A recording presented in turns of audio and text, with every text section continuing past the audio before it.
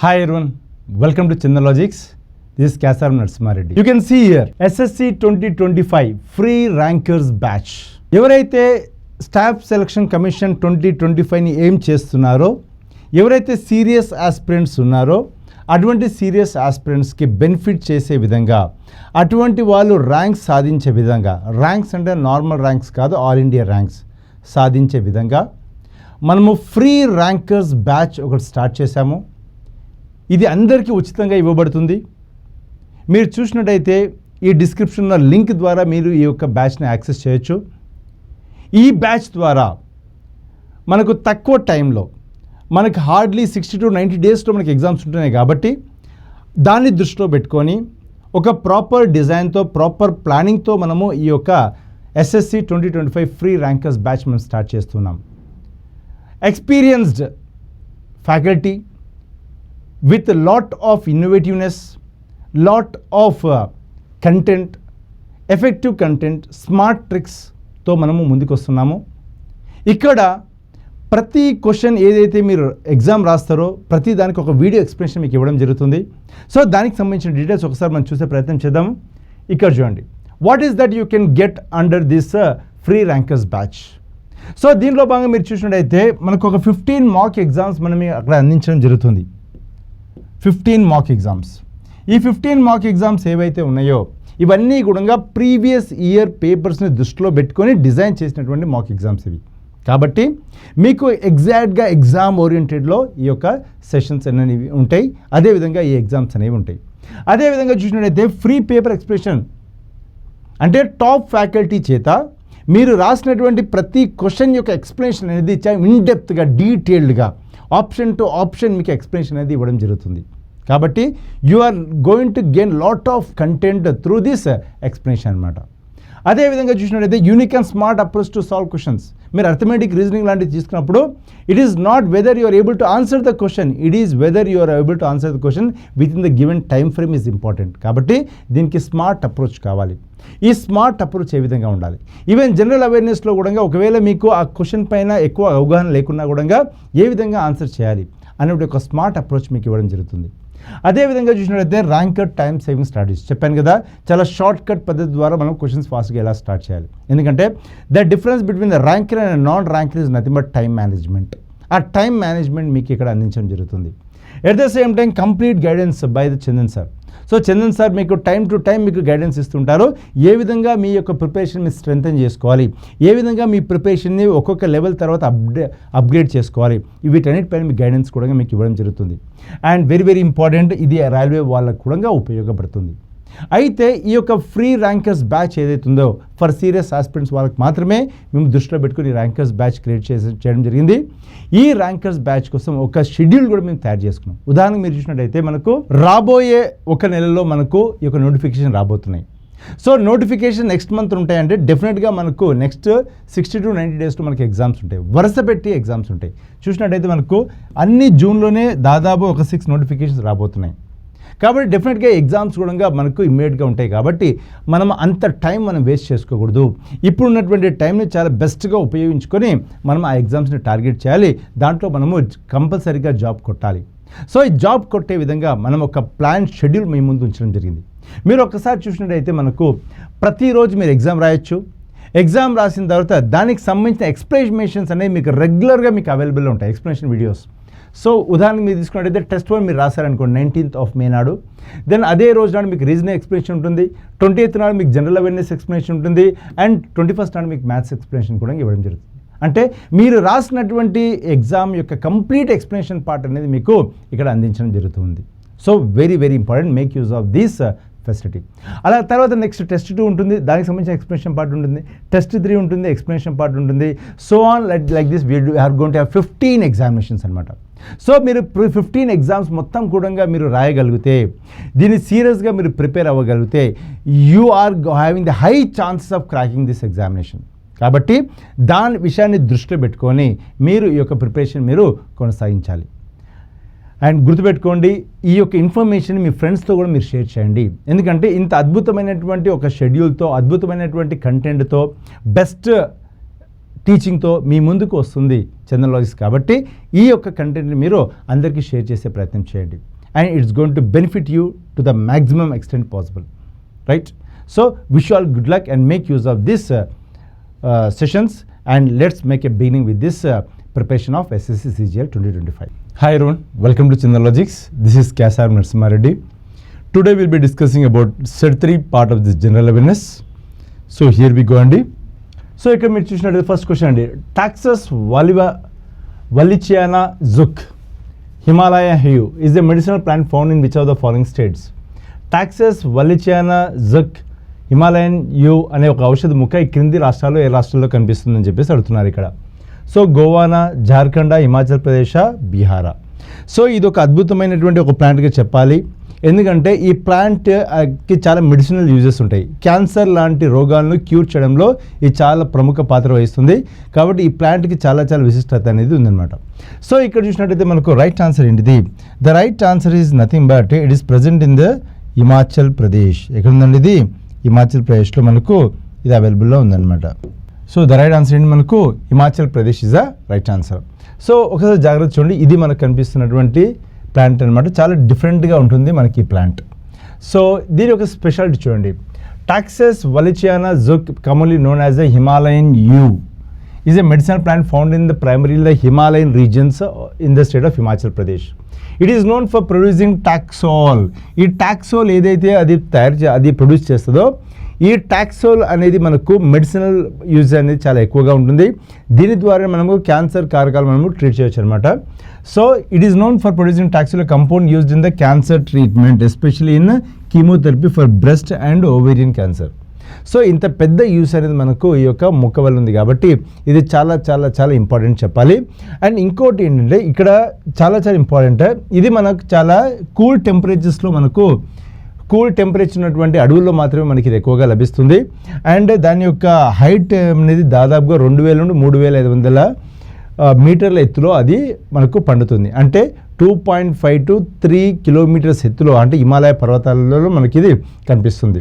అయితే దీనికి ఉన్నటువంటి విశిష్టత వల్ల దీని యొక్క హార్వెస్ట్ అనేది చాలా స్పీడప్ అయింది.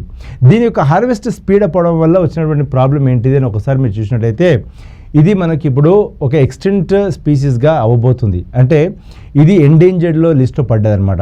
చాలా ఎక్కువగా దీన్ని హార్వెస్ట్ చేయడం వల్ల ఇది మనకు దీని యొక్క స్ప్రెడ్ అనేది తగ్గిపోతూ ఉంటుంది. ఇది ఒక ఎండేంజర్డ్ స్పీసీస్ ఆఫ్ ప్లాంట్గా ఇది రికగ్నైజ్ చేయబడుతుంది. సో ఒకసారి చూడండి, it is found in Himachal Pradesh, Uttarakhand, parts of Jammu and Kashmir, Arunachal Pradesh, Sikkim.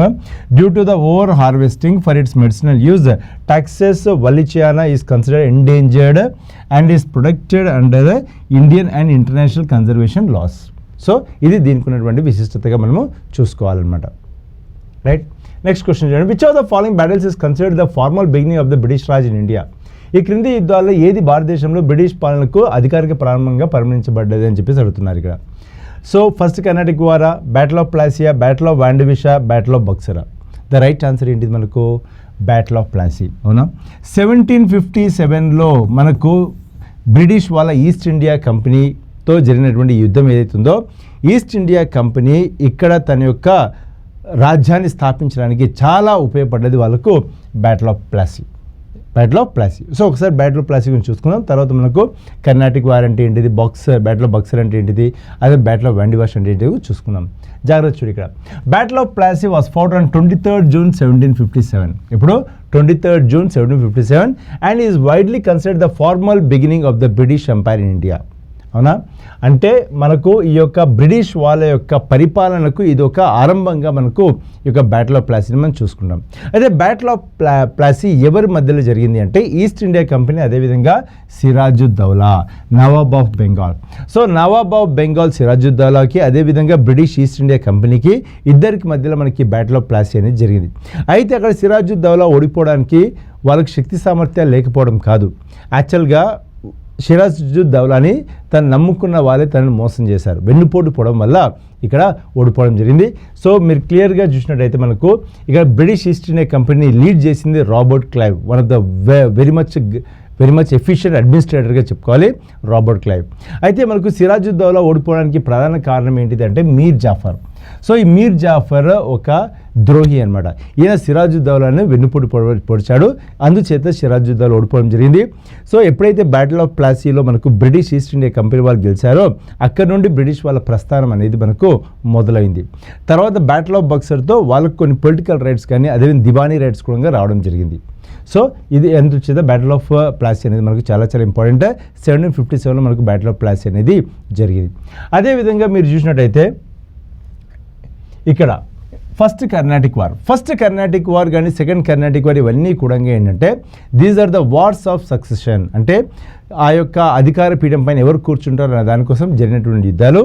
అయితే ఇక్కడ మనకు లోకల్గా ఉన్నటువంటి రాజుల మధ్యలో జరిగినా కూడా యాక్చువల్ వార్ అనేది ఎవరి మధ్యలో ఫ్రెంచ్ అండ్ బ్రిటిష్ వాళ్ళ మధ్య జరిగినటువంటి వార్ అనమాట. అంటే బ్రిటిష్లో ఉన్నటువంటి అక్కడ యూరోపియన్ కంట్రీస్లో ఉన్నటువంటి ఫ్రాన్స్ అండ్ బ్రిటన్ వాళ్ళ యొక్క ఆధిపత్యాన్ని చూపించుకోవడానికి ఇక్కడ వాళ్ళు ఈ వార్స్ చేయడం జరిగింది. ఈ విధంగా మనకు కర్ణాటిక్ వార్స్ అన్నీ కూడా దానికి సంబంధించిన అంశాలే. అయితే 4 కర్ణాటిక్ వార్స్ ముగిసే నాటికి ఏమైంది, ఫ్రెంచ్ వాళ్ళు ఓడిపోవడం జరిగింది, బ్రిటిష్ వాళ్ళు ఆధిపత్యం చెలాయించుకోవడం జరిగింది. దాంతో ఫ్రెంచ్ కాలనీస్ అనేది అక్కడ ఆల్మోస్ట్ ఎండింగ్కి రావడం జరిగింది. సో ఇక్కడ జాగ్రత్త చూడండి, fought between the British East India Company and the French East India Company in the Carnatic region. It was part of the global Austrian War of Succession. So అక్కడ ఉన్నటువంటి వార్కి ఒక రిప్లికా లాగా మనకు ఇక్కడ వార్ అనేది జరిగింది, కర్ణాటిక్ వార్స్. అండ్ సిగ్నిఫికెన్స్ చూడండి, it is not a distinctive war with in India but part of the European power struggle set the stage for further Anglo French rivalry in India. అంటే ఆ యొక్క first Carnatic war కానీ second Carnatic war కానీ Anglo French రైవలరీని చూస్తుంది. అయితే at the end of this Carnatic war French వాళ్ళు close చేసుకోవడం జరిగింది, బ్రిటిష్ వాళ్ళ ఆధిపత్యం కూడా మనకి ఆ వార్లో కనిపిస్తుంది అనమాట. Not the beginning of the British rule, it involved European powers fighting for influence, not Indian rulers. However this came after the British had already established power in the Bengal, so it's not considered the start of the British rule. కాబట్టి Carnatic war ఎందుకు not the start of the British rule అంటే అప్పటికే ఏమైపోయింది, మనము ఈ battle of Plassey ద్వారా ఈ యొక్క బ్రిటిష్ వాళ్ళు వాళ్ళ యొక్క ప్రస్థానాన్ని ఆల్రెడీ స్టార్ట్ చేశారు. కాబట్టి you cannot consider this as the start of the British rule in India. అదేవిధంగా మీరు చూసినట్టయితే మనకు బ్యాటిల్ ఆఫ్ వాండివిష్, ఈ బ్యాటిల్ ఆఫ్ వాండివిష్ కూడా మనకు బ్రిటిష్ అండ్ ఫ్రెంచ్ వాళ్ళ మధ్యలో జరిగింది, ఇక్కడ మనకు తమిళనాడులో వాండివిష్లో. So this marked the decisive defeat of the French India. So battle of వాండివిష్లో ఫ్రెంచ్ వాళ్ళు ఓడిపోవడంతో ఫ్రెంచ్ వాళ్ళ యొక్క పతనం అనేది ఇక్కడ మొదలైందనమాట.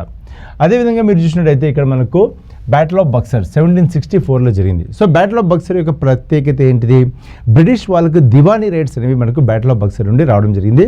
సో బ్యాటిల్ ఆఫ్ బక్సర్లో ఎవరెవరు పాల్గొన్నారు అంటే ఒకవైపు మనకు మీర్ కాసిమ్, సిరాజుద్దౌలా, అదేవిధంగా షా ఆలం II. సో వీళ్ళు ముగ్గురు ఒకవైపు నుండి ఫైట్ చేశారు అండ్ బ్రిటిష్ ఈస్ట్ ఇండియా ఇంకో వైపు నుండి ఫైట్ చేసింది.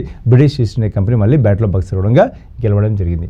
సో సిగ్నిఫికెన్స్ చూసినట్టయితే this give the British the legal right are Diwani rights, అంటే భూమి పైన కూడా వాళ్ళకు హక్కులు అనేది ఈ బ్యాటిల్ ఆఫ్ బక్సర్ అనేది ఇవ్వడం జరిగిందనమాట.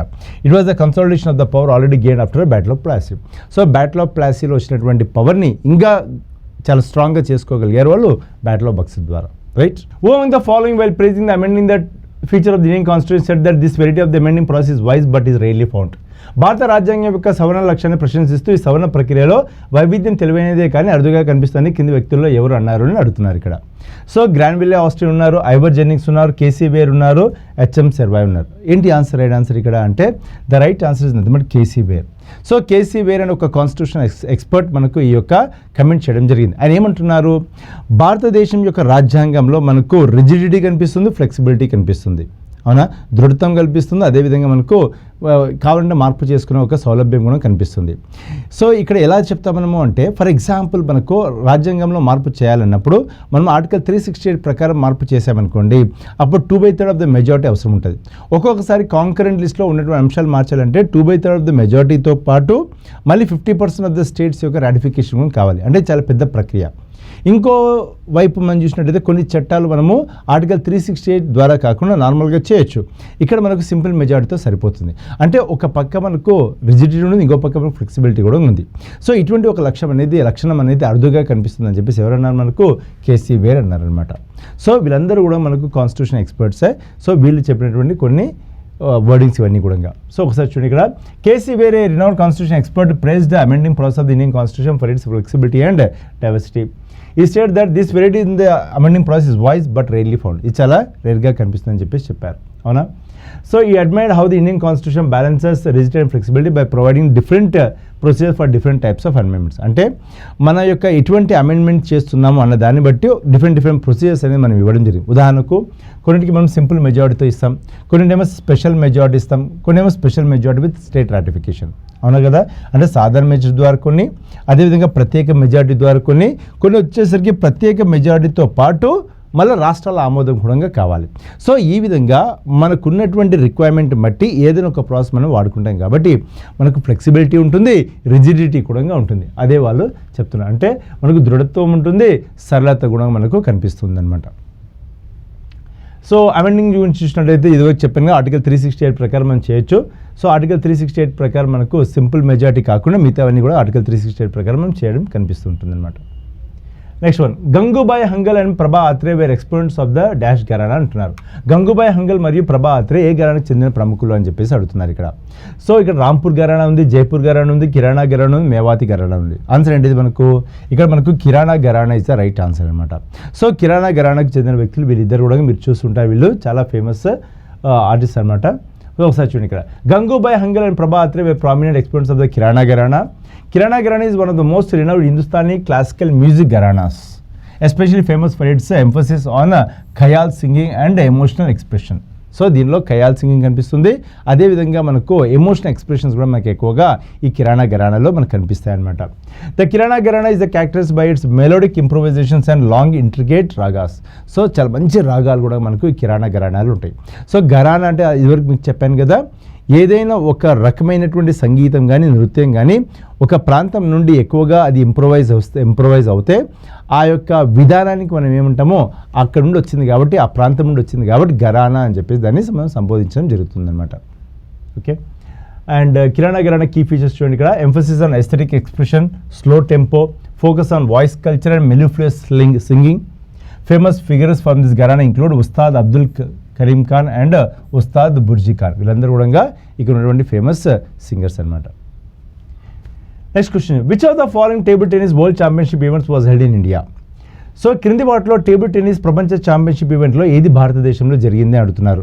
19th world championship of 1952, 17th world championship of 1950, 20th world championship of 1953, 18th world championship of 1951. Answer ఏంటి మనకు?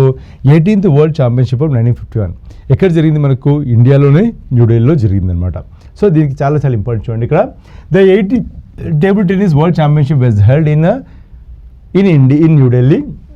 ఎప్పుడు? 1951లో, అంటే భారతదేశానికి స్వాతంత్రం వచ్చిన కొత్తలోనే మనం ఇది కండక్ట్ చేయడం జరిగిందనమాట. అయితే this was the first time India hosted the table tennis world championships. మొట్టమొదటిసారిగా మన భారతదేశంలో టేబుల్ టెన్నిస్ వరల్డ్ ఛాంపియన్షిప్ ఎప్పుడు ఆర్గనైజ్ చేశాము? 1951లో ఆర్గనైజ్ చేయడం జరిగింది.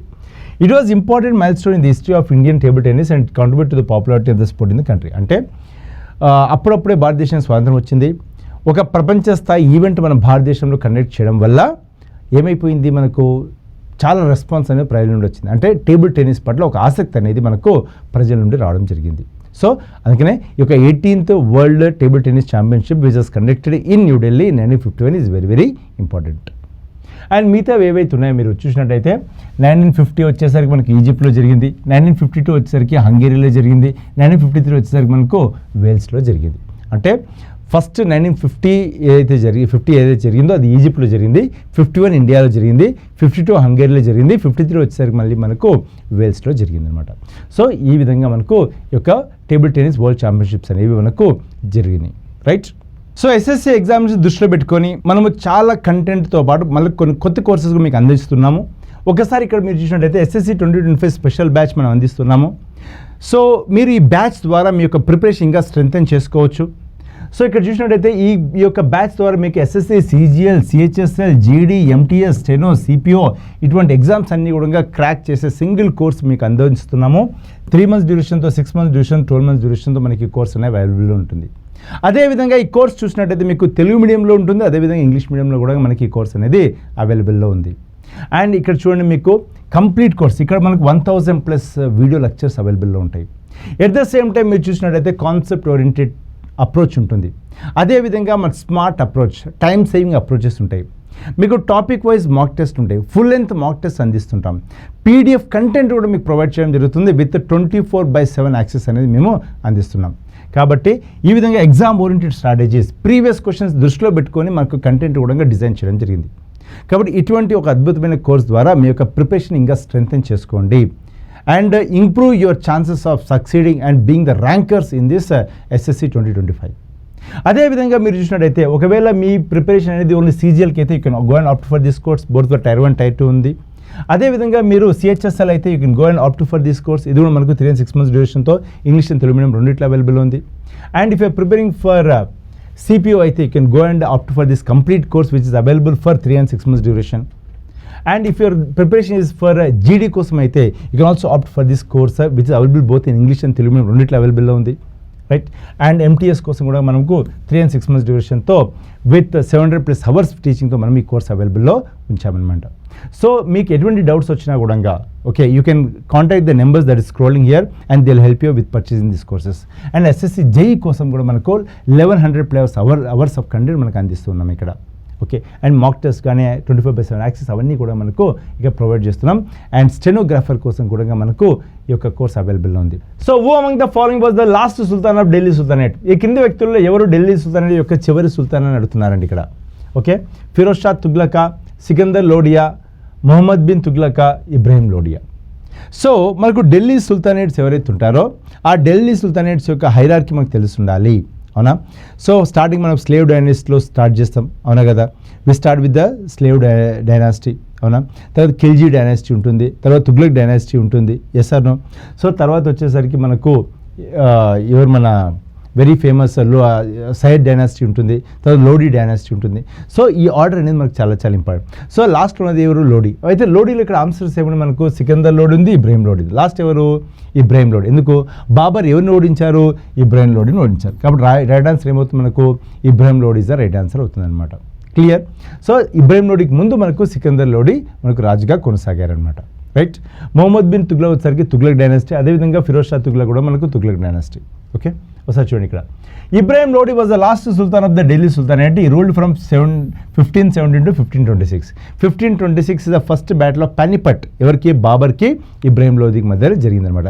దానిలో ఎవరు విజయవంతమయ్యారు? బాబర్ విజయవంతమయ్యారు, రైట్.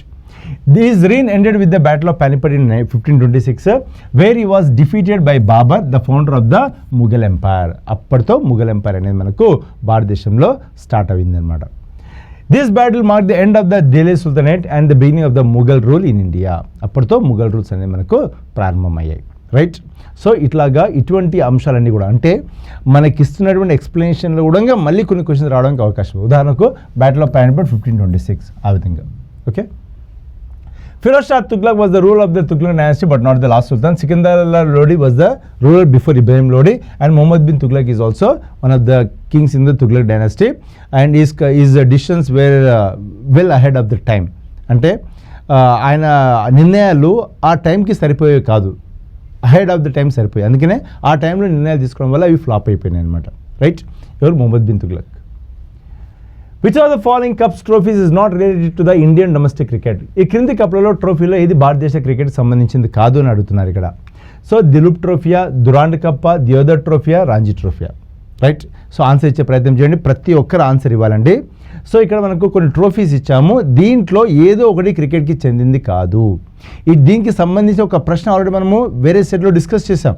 సో మీరు అది గుర్తు తెచ్చుకోవాలి. ఆన్సర్ ఏంటి మనకు? Durand cup. ఎందుకు? డురాండ్ కప్ మనకు ఫుట్బాల్కి సంబంధించింది, ఫుట్బాల్కి సంబంధించింది, అదునా కదా? Very very famous Durand cup. So మనకి ఈ డురాండ్ కప్ మొట్టమొదటిసారి ఎక్కడ స్టార్ట్ అయింది మాట్లాడుకున్నాం మనము? షిమ్లాలో స్టార్ట్ అయిందని చెప్పుకున్నాం, గుర్తుందా మీకు? షిమ్లాలో మనకి డురాండ్ కప్ అనేది స్టార్ట్ అయింది అని చెప్పేసి మన foreign secretary to the British India ఎవరైతే ఉంటారో ఆ వ్యక్తి ఈ యొక్క డురాండ్ కప్ని స్టార్ట్ చేశారని చెప్పేసి కూడా మనం మాట్లాడుకోవడం జరిగింది. సో ఆన్సర్ ఏమవుతుంది మనకు? డురాండ్ కప్ అవుతుంది. దులీప్ ట్రోఫీ కానీ, దియోదర్ ట్రోఫీ కానీ, రంజీ ట్రోఫీ కానీ ఇవన్నీ కూడా మనకు క్రికెట్ సంబంధించిన tournaments. And Ranji trophy is the first class cricket tournament, entry level అనమాట, రైట్. చూడండి ఇక్కడ. The Durand cup is not related to Indian domestic cricket, is one of the oldest football tournaments established in 1888. Prestigious football competition, not a cricket tournament. ఇక్కడ షిమ్లాలో మనకి ఇది start అయిందని చెప్పేసి కూడా మనకు మాట్లాడుకున్నాం. మార్టిమర్ డురాండ్ దీన్ని స్టార్ట్ చేశారు, okay, Duleep trophy is related to cricket. అదేవిధంగా మీరు చూసినట్టయితే మనకు దియోదర్ ట్రోఫీ కూడా దేనికి సంబంధించింది, క్రికెట్కి సంబంధించింది. అయితే ఇక్కడ మనకు డిఫరెంట్ రీజన్స్లో ఉన్న వాళ్ళు పాల్గొంటారు, లిమిటెడ్ ఓవర్స్లో ఈ యొక్క గేమ్ ఆడతారు. అండ్ రంజీ ట్రోఫీ వచ్చేసరికి మనకు ఫస్ట్ క్లాస్ క్రికెట్గా దీన్ని మనం చూస్తాం అనమాట. రంజీ ట్రోఫీలో మీకు వచ్చే పెర్ఫార్మెన్స్ బట్టి మీకు నేషనల్స్లో ఆడడానికి అవకాశం అనేది వస్తుంది. In the context of water bodies neap tides occur. Okay, జాగ్రత్త చూడండి, ఇక్కడ చాలా చాలా ఇంపార్టెంట్ ప్రశ్నలు. ఎస్, నీటి శరీరాల సందర్భంలో నీట్ టైడ్స్ ఎప్పుడు సంభవిస్తాయని అడుగుతున్నారు ఇక్కడ. So when the earth, moon, sun line up in the straight line, అంటే సూర్యుడు, చంద్రుడు, భూమి ఒకటే లైన్లో ఉంటేనా? When the sun, moon and opposite sides. Okay, సూర్యుడు మరియు చంద్రుడు ఆపోజిట్ డైరెక్షన్, అంటే భూమికి అటు ఇటు ఉన్నప్పుడా? When there is no much interference by continents, ఖండాల యొక్క అంతరాయం ఉన్నప్పుడు. When the sun and moon are at right angles to each other, సూర్యుడు మరియు చంద్రుడు ఒకదానికొకటి కుడి కోణంలో ఉన్నప్పుడు. సో ఫస్ట్ ఆప్షన్లో భూమి, చంద్రుడు మరియు సూర్యుడు ఒక సరళ రేఖలో ఉన్నప్పుడు. సెకండ్ ఏమంటున్నాడు, సూర్యుడు మరియు చంద్రుడు వ్యతిరేక వైపుల్లో ఉన్నప్పుడు, ఖండాల వల్ల ఎక్కువ అంతరాయం ఉన్నప్పుడు, సూర్యుడు మరియు చంద్రుడు ఒకదానికొకటి కుడి కోణంలో ఉన్నప్పుడు. బేసికల్గా ఏంటిదంటే నీప్ టైడ్ అనేది స్ప్రింగ్ టైడ్కి కాస్త ఆపోజిట్గా చెప్పుకోవాలి. స్ప్రింగ్ టైడ్లో మనకు హై టైడ్ ఉంటుంది, లో టైడ్ ఉంటుంది. నీప్ టైడ్లో మనకు హై కానీ లో టైడ్ కానీ ఉండదు. ఎలా పాసిబుల్ అవుతుంది? సో ఆన్సర్ ఏమవుతుంది ఇక్కడ అంటే, ఎప్పుడైతే మనకు ఇలా ఎర్త్ ఉండేసి, ఒకవేళ సూర్యుడు ఇలా ఉండేసి, మనకు భూమి ఇలా ఉందనుకోండి, ఈ రైట్ యాంగిల్స్ ఉన్నాయనుకోండి, మనకు ఏమొస్తుంది? నీప్ టైడ్ వస్తుంది. కారణం ఏంటిది? ఇటుపక్క మనకు చంద్రుడి యొక్క ఆకర్షణ శక్తి ఉంటుంది, ఇటుపక్క మనకు సూర్యుడి యొక్క ఆకర్షణ ఉంటుంది. ఇలా ఉండడం వల్ల ఇటులాగడం వల్ల ఓవరాల్గా పెద్దగా రాదు, చిన్నగా టైడ్ అనేది రాదనమాట. సో ఒకసారి ఇక్కడ చూడొచ్చు మీరు, ఇదనమాట నీప్ టైడ్. సో ఇక్కడ మనకు చంద్రుడు ఇక్కడ ఉన్న సూర్యుడు ఇక్కడ ఉన్నాడు అనుకోండి, ఇటువైపు సూర్యుడి యొక్క ఆకర్షణ ఉంటుంది, ఇటువైపు వచ్చేసరికి మనకు చంద్రుడి యొక్క ఆకర్షణ. రెండు వైపులు లాగడం వల్ల ఈ యొక్క నీరు ఏదైతుందో, ఈ సముద్రాలు ఏవైతున్నాయో మరీ పైకి రావడం కానీ మైకి కిందికి వెళ్ళడం జరగదు. అలా కాకుండా ఈ పరిస్థితి ఉందనుకోండి, సన్, సూర్యుడు, చంద్రుడు, ఎర్త్ ఈ పరిస్థితి ఉన్నా, లేకపోతే సూర్యుడు, భూమి, చంద్రుడు ఈ పరిస్థితి ఉన్నా కూడా ఇటువైపే మనకు లాగుతున్నారు. ఇటువైపే లాగుతున్న వల్ల ఇక్కడేమో లోపలికి వెళ్ళిపోతుంది, ఇక్కడేమో బయటకు వచ్చేస్తుంది. సో దీనివల్ల ఏమైతే ఇక్కడ లో టైడ్ ఏర్పడుతుంది, ఇక్కడేమో హై టైడ్ ఏర్పడుతుంది. ఓకే, అంటే ఒకటే వరుస క్రమంలో ఉన్నప్పుడు లాగడం అనేది ఒకవైపే జరుగుతుంది కాబట్టి ఎటువైపు అయితే లాగుతున్నారో అక్కడ హై టైడ్ వస్తుంది. దాన్ని మనం ఏమంటాము? పోటు ఎత్తింది అని, సముద్రం పోటు ఎత్తింది అంటాం. ఎటువైపు అయితే ఇంకో డైరెక్షన్ ఉందో ఈ డైరెక్షన్లో ఏమైతే మనకు లో టైడ్. ఓకే, ఆ టూ పోర్ట్ అంటే హై టైడ్ అనమాట, అటు అంటే లో టైడ్, రైట్? సో అది ఏర్పడుతుంది అనమాట. So the neap tides occur when the sun, earth are at the right angles to each other. What angles? Right angles to each other. Related to that, this happens during the first quarter and third quarter of the moon.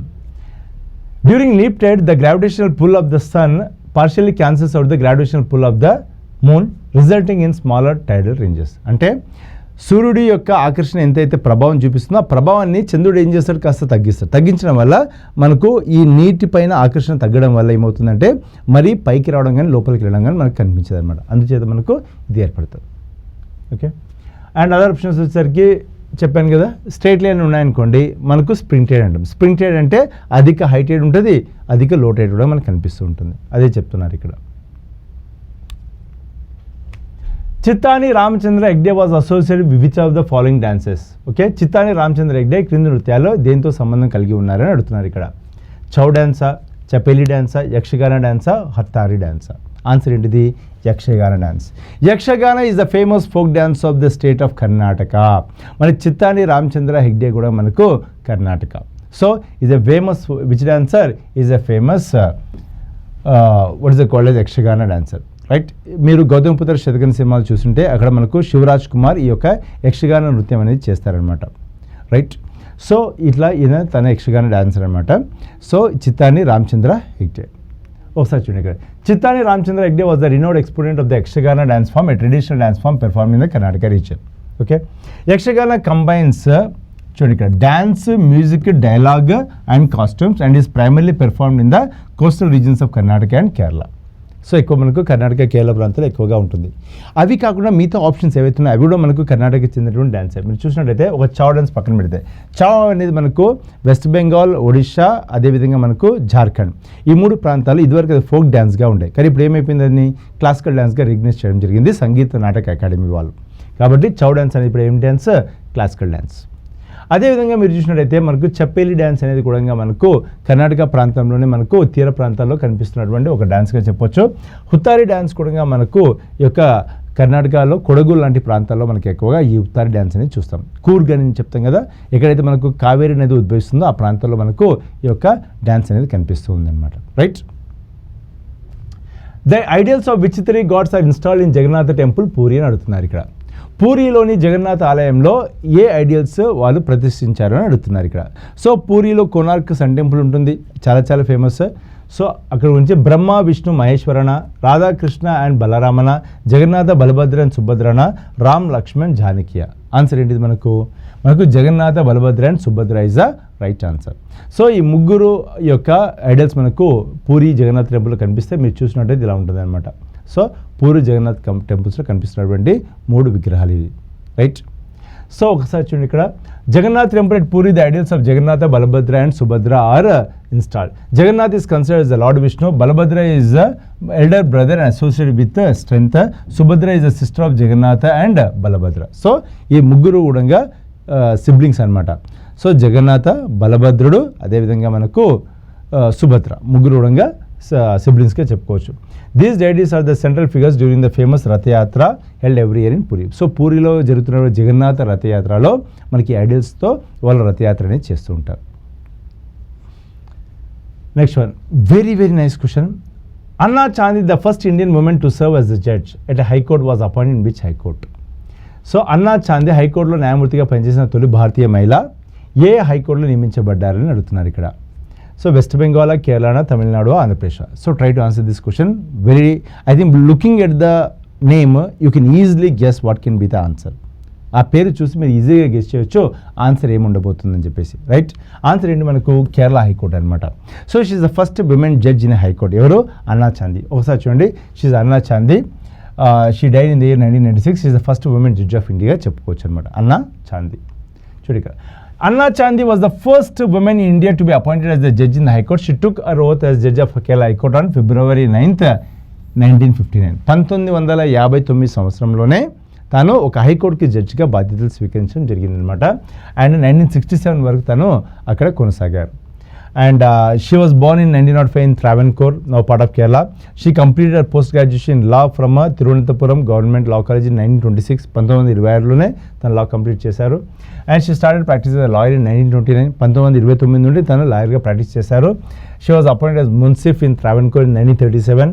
And Anna Chandni is also founded some societies like such as a Women's Rights Journal called as Srimati and worked tirelessly for the empowerment of the women. అంటే మహిళా సాధికారత కోసము తను శ్రీమతి అనే ఒక journal start చేసేసి మహిళల్ని empower చేయడానికి తను కృషి చేయడం జరిగింది. ఎవరు? Anna Chandy. She is the first female judge of an high court. గుర్తుపెట్టుకోవాలి, 1959లో తాను మొట్టమొదటిసారిగా ఒక హైకోర్టు జడ్జ్గా బాధ్యతలు స్వీకరించడం జరిగిందనమాట. Which article of the Constitution of India explicitly provides that the president is eligible for re-election? Okay. So భారత రాజ్యాంగంలోని ఏ ఆర్టికల్ అధ్యక్షుడు పునర్ ఎన్నికగా అర్హుడని స్పష్టంగా పేర్కొంది అని అడుగుతున్నారు ఇక్కడ. Article 58, article 56, article 59, article 57. So this one of the most repeated questions in the SSC CGL examinations. Answer ఏంటి ఇక్కడ మనకు? ఆర్టికల్ 57. టకా ఆన్సర్ ఇవ్వాలండి. Article 57 ensures that the president, if he wants, he can get re-nominated, he can also get re-elected అనమాట. ఏది? Article 57 ప్రకారం. So ఇక్కడ ప్రతి ఆర్టికల్ కూడా మనకు చాలా చాలా ఇంపార్టెంట్. ఒకసారి చూడండి, ఇక్కడ article 57 of the constitution of India explicitly states that the person who has held the office of the president may be re-elected to that office. This provision allows the president to be eligible for re-election. And మన భారతదేశంలో 2 సార్లు వరుసగా ప్రెసిడెంట్గా చేసిన వ్యక్తి ఎవరు? బాబు రాజేంద్ర ప్రసాద్. ఎవరండి? బాబు రాజేంద్ర ప్రసాద్. చాలా తక్కువ కాలం పాటు ప్రెసిడెంట్గా సర్వ్ చేసిన వ్యక్తి ఎవరు? డాక్టర్ జాకీర్ హుసేన్. మొట్టమొదటి మహిళా ప్రెసిడెంట్ ఎవరు? ప్రతిభా పాటిల్. మొట్టమొదటి గిరిజన ప్రెసిడెంట్ ఎవరు? మనకు ద్రౌపది ముర్ము గారు. Right. So this are all the unique things about presidentship. ఇప్పటి వరకు మనకు 15 ప్రెసిడెంట్స్ ఉన్నారు. 15 ప్రెసిడెంట్స్ ఇప్పటివరకు మనకు సర్వ్ చేయడం జరిగింది. Okay, article 58 deals with the qualification for the office of the president. అంటే ఒక ప్రెసిడెంట్గా నువ్వు పోటీ చేయాలి అంటే 35 సంవత్సరాల వయసు నుండి ఉండాలి. దాంతోపాటు ఒక లోక్సభకి ఎటువంటి అర్హతలు ఉండాలో అర్హతలు నీకు ఉండాలి. దాంతోపాటు నువ్వు సిటిజన్ ఆఫ్ ఇండియా ఉండాలి. సో ఈ అర్హతలని ఎక్కడ రాశారు మనకు? ఆర్టికల్ 58లో రాయడం జరిగింది.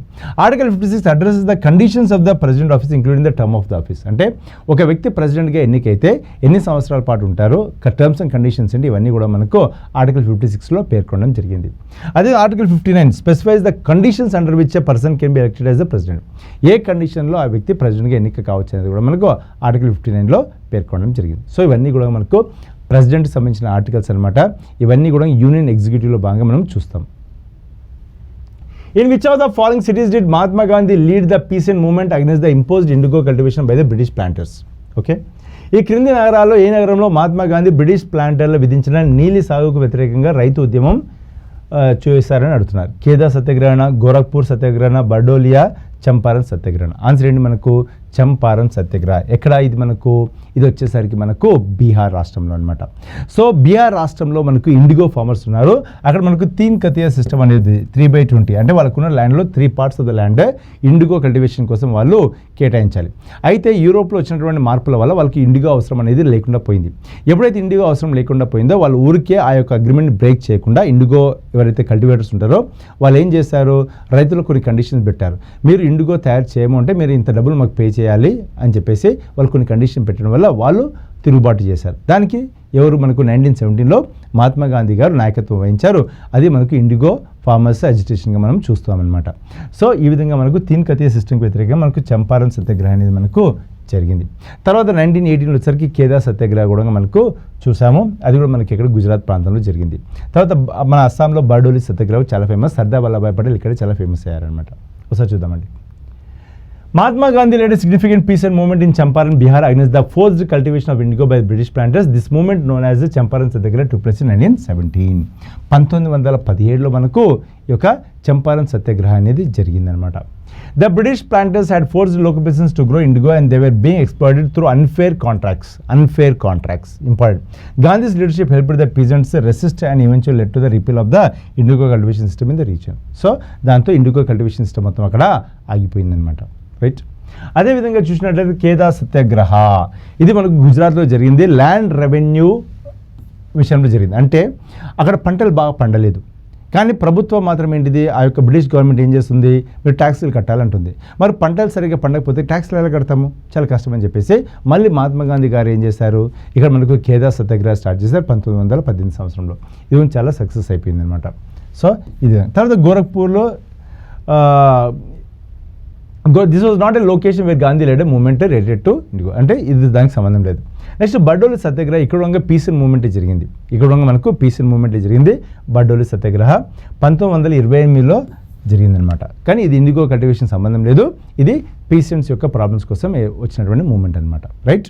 సో మనకు చంపారన్ సత్యాగ్రహ 1917, మనకు సెకండ్ వచ్చేసరికి మనకు కేదా సత్యాగ్రహ 1918 అండ్ బర్డోలి సత్యాగ్రహ 1928. ఇది గుర్తుపెట్టుకోండి. According to the ashrama system of the Vedic life, which of the following was the third stage of life?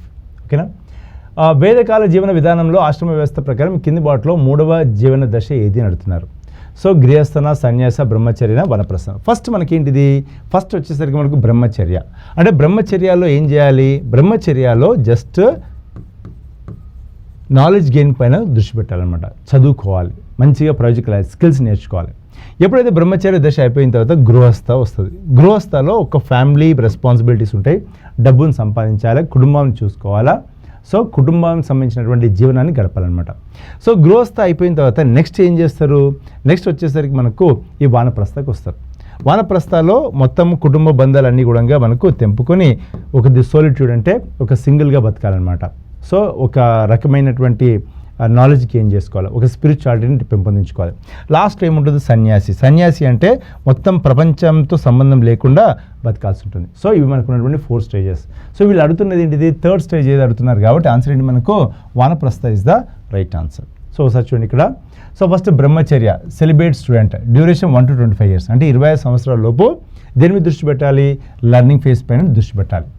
Second వచ్చేసరికి గృహస్థ అంటే హౌస్ హోల్డర్, 26 to 50 years, అంటే 50 సంవత్సరాల వరకు మనకు గృహస్థ స్టేజ్లో ఉండాలి. సో ఇక్కడ వచ్చేసరికి మ్యారీడ్ లైఫ్ ఉండాలి, duties of a household అన్ని పెర్ఫామ్ చేయాలన్నమాట. తర్వాత మూడో వచ్చేసరికి Vanaprastha, hermit in retreat, duration 51 to 75 years, 75 సంవత్సరాల వరకు అనమాట. సో ఇక్కడ ఏం చేయాలి, రిటైర్మెంట్ ఫేజ్ అనమాట, handling over the responsibility next generation. అంటే నువ్వు మొత్తం బాధ్యతలన్నీ నెక్స్ట్ తరానికి ఇచ్చేసి నువ్వు కాస్త ప్రశాంతంగా ఉండే ప్రయత్నం చేయాలి. దేవుని ధ్యానించడం, ఈ జీవితం అంటే ఏంటో దాని మీద ఒక అవగాహన తెచ్చుకునే ప్రయత్నం చేయాలి.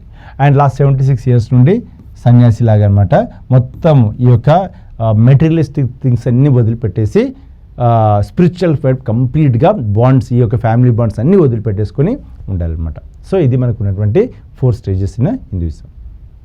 రైట్, చూడండి ఇక్కడ, according to the ashrama system in the Vedic life there are 4 forms of stages which each specific duties and responsibilities. First one, brahmacharya, okay, student life focusing on learning and celibacy.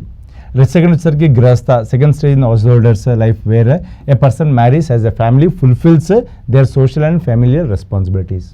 మూడోది Vanaprastha, the third stage the stage of retreat where a person gradually withdraws from the responsibilities of family and seeks solitude and starts focusing on spiritual practices and contemplation. So and last వచ్చేసరికి మనకు సన్యాసి వ్యవస్థ. Right, so ఈ విధంగా మనకు ఈ యొక్క stages అనేవి మనకు కనిపిస్తుంటాయి అన్నమాట. రైట్, సో ఈ విధంగా ప్రతి క్లాస్ అటెండ్ అవ్వండి, ప్రతి క్లాస్లో ఆన్సర్ ఇచ్చే ప్రయత్నం చేయండి, ఎక్స్ప్లెనేషన్ వినండి, నాలెడ్జ్ ఎన్హాన్స్ చేసుకోండి. ఇప్పుడు రాబోయే ఎస్ఎస్సి సిజిఎల్ ప్రిపరేషన్లో you should be the rankers, అందుకే దీన్ని మనం ర్యాంకర్స్ బ్యాచ్గా చెప్తున్నాం అనమాట. Right, and give all your efforts, put all your efforts that you can put on this and write the examination, listen to the explanation part, make your own notes and use that notes as a revision notes at the end of your sessions, at the end of your preparation. Right, so wish you all the best. Again we'll catch up for one more set. Thank you. ఇప్పుడు మనము SSC CGL test series number 3లో general science and current అఫైర్స్ని discuss చేద్దాం. What is the unit of measurement for optical power of the lens? Lens యొక్క optical power కొలిచే unit ఏమిటి? యాటా, క్యాటల్, radian, dioptre. So optical power లెన్స్ని ఏంటి మెజర్ చేసే యూనిట్ అంటే ఏంటి అని అడుగుతున్నారు. సో మనం ఆప్షన్స్లో చూసుకున్నట్లంటే యోటా అనేది అదొక యూనిట్ కాదమ్మా, అదొక వాల్యూ. సో దీని వాల్యూ వచ్చేసి 10^24. సో ఆప్షన్ 1 అనేది కరెక్ట్ కాదు. What is second option? Katal అనేది ఒక యూనిట్ అమ్మా. ఇది ఎందుకోసం ఉపయోగపడుతుందంటే to measure the chemical reaction. This is a unit to measure chemical reaction. The unit of chemical reaction is nothing but this cattle. So option 2 అనేది కూడా మనకు correct answer కాదు. రేడియన్ అనేది ఎందుకోసం యూజ్ చేస్తామమ్మా? It is the unit to measure angles. So యాంగిల్స్ని measure చేసే unit వచ్చేసి ఏంటమ్మా? రేడియన్. సో ఆప్టికల్ పవర్ యొక్క లెన్స్ని మెజర్ చేసే యూనిట్ ఏంటంటే డయాప్టర్. సో జనరల్గా మనకు లెన్సెస్ తీసుకున్నట్లయితే 2 types ఆఫ్ లెన్సెస్ ఉంటాయి, convex lens, concave lens. Okay, this is convex and this is concave. So మనకు మయోఫియా, ఓకే, మయోఫియా ఉన్నప్పుడు అంటే నియర్ సైటెడ్నెస్ ఉన్నప్పుడు మనం ఏ type of lenses use చేస్తామమ్మా? Concave lenses use చేస్తాము. అదేవిధంగా హైపర్రోపియా ఉన్నప్పుడు మనం ఏ టైప్ ఆఫ్ లెన్సెస్ యూజ్ చేస్తాం? కాన్వెక్స్ లెన్సెస్ యూజ్ చేస్తాం. మయోఫియా అంటే నియర్ సైటెడ్నెస్, హైపర్రోపియా అంటే ఫార్ సైటెడ్నెస్. నియర్ సైటెడ్నెస్లో మనకు ఓన్లీ దగ్గరై మాత్రమే కనిపిస్తాయి, దూరమే బ్లర్రీగా కనిపిస్తాయి. అదే హైపరోఫియాలో మనకు దూరమి క్లియర్గా కనిపిస్తాయి, దగ్గరి బ్లర్గా కనిపిస్తాయి. సో ఈ మయోఫియాకి మనము కాన్కేవ్ లెన్సెస్ యూజ్ చేయాలి, మయోఫియాకి ఏంటి హైపరోఫియాకి మనము కాన్వెక్స్ లెన్సెస్ యూజ్ చేయాలి. So this is all regarding this question. So optical power lenses యొక్క యూనిట్ ఏంటమ్మా? Dioptre. Okay, so diopter of the optical power measuring unit of the lens, it is defined as the opposite of the focal length. ఈ dioptre, ఈ unit of lens అనేది ఎప్పుడు opposite to the focal length ఉంటుంది అన్నట్టు. So ఏంటమ్మా? Power is equal to 1/4 focal లెంత్గా ఉంటుంది. So lens యొక్క పవర్ అనేది ఎప్పుడు దాని ఫోకల్ లెంత్కి ఆపోజిట్గా ఉంటుంది. ఇప్పుడు ఫర్ సపోజ్ ఫోకల్ లెంత్ అనేది 0.5 ఉన్నది అనుకోండి, దాని యొక్క పవర్ అనేది ఎంత ఉంటుందంటే 1/0.5 అంటే 2 డయాప్టర్ ఉంటుంది అన్నట్టు. Okay, so this is regarding this concept. So power is always, optical power అనేది ఎప్పుడు it is inversely proportional to focal length, అంటే 1/, ఫోకల్ లెంత్ ఉంటుంది. ఒకవేళ ఫోకల్ లెంత్ అనేది 0.5 ఉన్నది అనుకోండి, దాని యొక్క పవర్ అనేది 2 డయాప్టర్ అంటుంది. So what is this dioptre? This dioptre is nothing but the unit of optical power lens. Clear? Yes. So యాటా అంటే ఏంటి మనం ఆల్రెడీ డిస్కస్ చేసాము. ఇది వాల్యూ అమ్మ, ఇది యూనిట్ కాదు. దీని యొక్క వాల్యూ వచ్చేసి 10^24. నెక్స్ట్ క్యాటల్ అనేది ఇది ఒక unit. It is use to measure the chemical reaction. So it is use to measure the chemical reaction. Radian అనేది కూడా ఒక యూనిట్ అమ్మ. ఇది ఎందుకోసం యూజ్ చేస్తాం? It is use to measure angles. Okay, radian అనేది కోణాలను కొలవడానికి ఉపయోగిస్తాము. క్యాటల్ అనేది రసాయన ప్రతిచర్య రేటుని కొలవడానికి ఉపయోగిస్తాము. అదేవిధంగా ఓకే, సో ఏంటి ఇది లెన్స్ యొక్క ఆప్టికల్ పవర్ కొలిచే యూనిట్ యొక్క డ్రైపర్ అని అంటాము, డ్రాప్టర్ అని అంటాం. Okay, next when haloalkanes and aryl vinyl halides react with magnesium metal they yield which reagent? హాలోఆల్కైన్లు మరియు ఆరైల్ వినైల్ హ్యాలైడ్లు మెగ్నీషియం మెటల్తో ప్రతిచర్య చేయగా ఏ రియేజెంట్ ఉత్పత్తి అవుతుంది? Hinsberg reagent, Grignard reagent, Tollens reagent, Fehling reaction. Okay, మనకి ఇక్కడ ఏమిచ్చారమ్మా? ఇక్కడ ఆప్షన్స్లో క్వశ్చన్లో ఏమిచ్చారంటే హాలోఆల్కేన్లు మరియు అరైల్ వినైల్ హ్యాలైడ్లు మెగ్నీషియం మెటల్తో ప్రతిచర్య చేయగా ఏ రియేజెంట్ ఉత్పత్తి అవుతుంది అంటే హాలోఆల్కలిన్స్ అనేవి అరైల్ ప్లస్ వినైల్ హ్యాలైడ్స్తో రియాక్ట్ అయినప్పుడు, ఇవన్నీ మెగ్నీషియం మెటల్తో రియాక్ట్ అయినప్పుడు ఏమొస్తుంది అంటే మనకు ఏ రియాక్షన్ వస్తుందమ్మా? గ్రిగ్నార్డ్ రియేజెంట్ వస్తుంది. ఓకే, గ్రిగ్నార్డ్ రియేజెంట్ అనేది మనకు వస్తుంది. సో ఒక్కొక్క రియేజెంట్ గురించి మనం ఇప్పుడు నేర్చుకుందాం. So answer for this question is Grignard reagent. Now we will discuss each and every option. When haloalkalins, aryls and vinyl halides react with magnesium metal, they yield Grignard reagent. Okay, ఇవన్నీ కలయిక జరిగినప్పుడు మనకు వచ్చే reagent ఏంటి అమ్మా? Grignard reagent. These are organo magnesium compounds with the general formula. దీని యొక్క general formula వచ్చేసి ఏంటంటే గ్రిగ్నార్డ్ రియేజెంట్కి జనరల్ ఫార్ములా వచ్చేసి ఏంటంటే RMgX. So R stands for what? So R అనేది దేంతో స్టార్ట్ అమ్మా? R అనేది alkyl vinyl and aryl group. So R indicates alkyl vinyl aryl group. So X indicates halides. So ఏం చెప్పారు? ఈ alkyl vinyl aryl and halides అనేవి magnesium మెటల్తో react అయినప్పుడు మనకు గ్రిగ్నార్డ్ రియేజెంట్ అనేది వస్తుంది. సో దీనికి జనరల్ ఫార్ములా వచ్చేసి RMgX. సో R అంటే ఏంటమ్మా? Aryl, alkyl and vinyl groups. So X stands for halide groups. So ఇవి రెండు మెగ్నీషియం మెటల్తో రియాక్ట్ అయినప్పుడు మనకు గ్రిగ్నార్డ్ రియాక్షన్ అనేది రియేజెంట్ అనేది వస్తుంది. సో X అనేది హ్యాలోజన్స్ అంటే ఏంటమ్మా? Chlorine, bromine and iodine. So the reaction typically occurs in an anhydrous other solvent such as diethyl ether or tetrahydrofuran. Okay, so ఈ రియాక్షన్ అనేది జరిగినప్పుడు మనకు రిజల్ట్గా ఏమొస్తుందమ్మా? డైఈథైల్ ఈథర్ ఆర్ టెట్రాహైడ్రోఫ్యూరన్ అనేది వస్తుంది. అన్హైడ్రస్ సొల్యూషన్ అనేది వస్తుంది. ఓకే, ఇవన్నీ కలయిక జరిగినప్పుడు మెగ్నీషియంతో ఈ అరైల్, వినైల్ అండ్ ఆల్కలైల్ ఏంటి ఇవన్నీ ఈ గ్రూప్స్ అన్ని హ్యాలైడ్స్ ఇంకా మెగ్నీషియంతో రియాక్ట్ అయినప్పుడు మనకు రిజల్ట్గా ఏమొస్తుందమ్మా? ఒక అన్హైడ్రస్ సొల్యూషన్ అనేది వస్తుంది. What is that anhydrous solution? Diethyl ether or tetrahydrofuran అనేది మనకు రిజల్ట్గా వస్తుంది. So that reagent is known as what? Grignard reagent. Clear? So ఒక్కొక్క ఆప్షన్ గురించి మనం ఇప్పుడు తెలుసుకుందాం. ఏంటమ్మా? హాలోఆల్కేన్లు, అరైల్ హ్యాలైడ్లు మరియు వినైల్ హ్యాలైడ్లు. సో ఆల్కైడ్లు, వినైడ్లు మరియు ఏంటి అరైడ్లు, ఇవి అన్ని మెగ్నీషియంతో ఇంకా halides are nothing but halogens. So ఈ ఆల్కైడ్లు, వినైడ్లు మరియు హ్యాలైడ్స్ ఇవన్నీ మెగ్నీషియంతో ఏంటి ప్రతిచర్య జరిగినప్పుడు మనకు ఒక అన్హైడ్రస్ అంటే వాటర్ లేని ఒక సొల్యూషన్ అనేది వస్తుందంట. ఆ సొల్యూషన్ ఏమి ఏంటిదంటే tetrahydrofuran or diethyl ether. So ఇవి రెండు అనేది మనకు వస్తుంది. దాన్నే మనము గ్రిగ్నార్డ్ రియేజెంట్ అంటాము.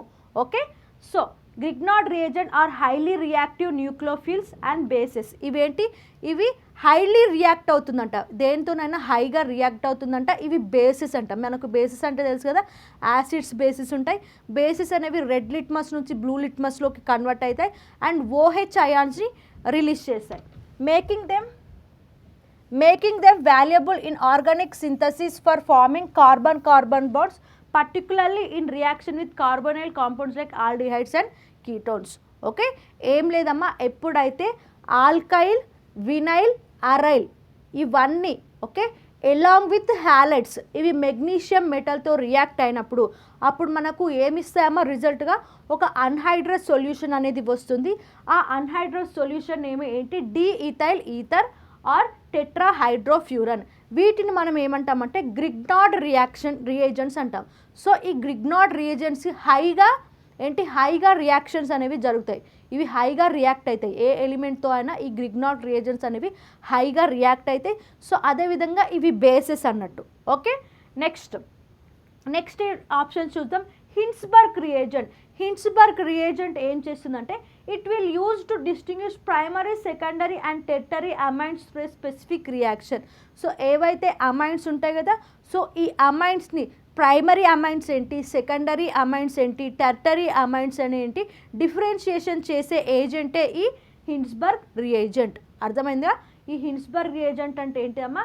సో హిన్స్బర్గ్ రియేజెంట్ ఒక నిర్దిష్ట ప్రతిచర్య ద్వారా ప్రాథమిక, ద్వితీయ మరియు తృతీయ అమైన్లు పేరు చేయడానికి ఉపయోగిస్తారు. సో ఏం చేస్తుందమ్మా, ఈ హిన్స్బర్గ్ రియేజెంట్ అనేది ప్రైమరీ అమినోస్, సెకండరీ అమినోస్, అదేవిధంగా టెర్టరీ అమినోస్ని క్లాసిఫై చేస్తుంది, డిఫరెన్షియేట్ చేస్తుంది అన్నట్టు. సో ఈ టైప్ ఆఫ్ రియేజెంట్ని మనం హిన్స్బర్గ్ రియేజెంట్ అంటాము. నెక్స్ట్ వచ్చేసి టాలెన్స్ రియేజెంట్ అంటే ఏంటమ్మా, it is the solution of silver nitrate in ammonia used to test for aldehydes. So ఇది ఆల్డిహైడ్స్ని టెస్ట్ చేయడానికి ఇక్కడ ఏం చేస్తారంటే సిల్వర్ నైట్రేట్ని, అమోనియంలో ఉన్న సిల్వర్ నైట్రేట్ని ఆల్డిహైడ్స్ టెస్ట్ చేయడానికి యూజ్ చేశారు. సో ఈ టైప్ ఆఫ్ రియేజెంట్ని ఏమంటాము మనం, టాలెన్స్ రియేజెంట్ అంటాము. సో ఇక్కడ ఏం జరుగుతుందన్నా, టాలెన్స్ రియేజెంట్లో ఆల్డిహైడ్స్ ఒక సొల్యూషన్లో ఆల్డిహైడ్స్ ఉన్నదా లేదా అని టెస్ట్ చేయడానికి మనం ఏం చేస్తామంటే సిల్వర్ నైట్రేట్, సో అమోనియంలో ఉన్న సిల్వర్ నైట్రేట్ని యూజ్ చేస్తాము. సో ఈ రియేజెంట్ని మనం ఏమంటాము అంటే టాలెన్స్ రియేజెంట్ అంటాము. ఓకే, సో టాలెన్స్ రియేజెంట్ అమోనియాలో సిల్వర్ నైట్రేట్ యొక్క పరిష్కారం ఆల్డిహైడ్ యొక్క పరీక్షించడానికి ఉపయోగిస్తారు. ఓకే, సో అమోనియా ఉన్న సిల్వర్ నైట్రేట్ని ఉపయోగించి ఆల్డిహైడ్స్ని టెస్ట్ చేస్తారు. సో ఈ టైప్ ఆఫ్ రియేజెంట్ని మనం టాలెన్స్ రియేజెంట్ అంటాము.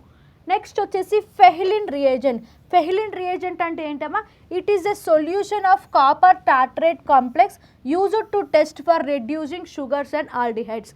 ఏదైతే ఒక సొల్యూషన్లో షుగర్స్ అండ్ ఆల్డిహైడ్స్ టెస్ట్ చేయడానికి కాపర్ టార్ట్రేట్ కాంప్లెక్స్ని యూజ్ చేస్తామో ఆ టైప్ ఆఫ్ రియేజెంట్ మనం ఏమంటామంటే ఫెహిలిన్ రియేజెంట్ అంటాము. ఓకే, మళ్ళీ చెప్తాను, మొత్తం వినండి మళ్ళీ ఒకసారి. సో మనకు క్వశ్చన్లో ఏమిచ్చారమ్మా, ఆల్కైల్, వినైల్ అండ్ అరైల్ ఇవన్నీ హ్యాలైడ్స్తో కలిసి మెగ్నీషియంతో రియాక్ట్ అవుతుంది. మెగ్నీషియం మెటల్తో రియాక్ట్ అయితే మనకు ఏమొస్తుంది, ఆ టైప్ ఆఫ్ రియేజెంట్ని ఏమంటాము అని అడుగుతున్నారు. సో మనకు ఇవన్నీ రియాక్ట్ అయినప్పుడు మనకు ఏమొస్తుందంటే ఒక అన్హైడ్రస్ సొల్యూషన్ అనేది వస్తుంది, దట్ ఈస్ డైఈథర్ ఆర్ టెట్రాహైడ్రోఫ్యూరోస్. ఓకే, ఇవి రెండు వస్తాయి. సో ఈ టైప్ ఆఫ్ రియేజెంట్ మనం గ్రిగ్నార్డ్ రియేజెంట్ అంటాము.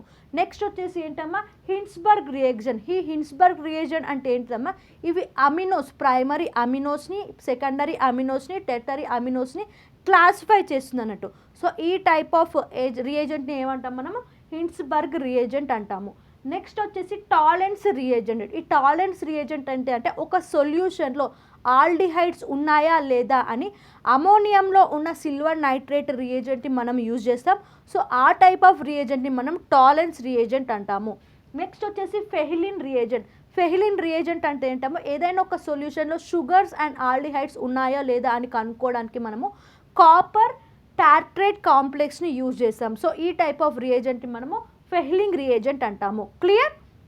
Next, how many chambers are there in the heart of fishes? చేపల గుండులో ఎన్ని గదులు ఉంటాయి?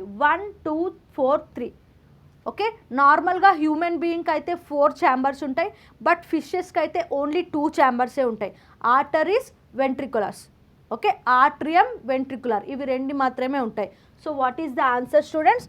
ఆప్షన్ 2 అనేది కరెక్ట్ ఆన్సర్. సో ఫిష్లో ఆల్దో దే హ్యావ్ ఏంటి వేస్ ఉంటాయి, ఓకే, ఏంటి డిఫరెన్షియేషన్ ఆఫ్ ఉంటాయి, బట్ దానికి ఓన్లీ 2 రూమ్సే ఉంటాయి.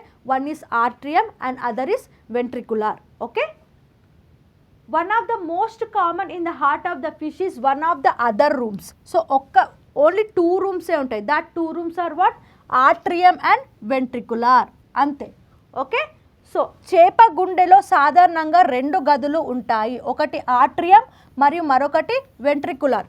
ఈ 2 గదులు గుండె యొక్క ప్రధాన భాగాలు. సో చేపలో ఓన్లీ 2 ఛాంబర్సే ఉంటాయి. సో ఇక్కడ ఏం జరుగుతుందంటే సింగిల్ సర్క్యులేటరీ సిస్టమ్ అనేది జరుగుతుంది. సో సింగిల్ సర్క్యులేటరీ సిస్టమ్ అనేది జరుగుతుంది.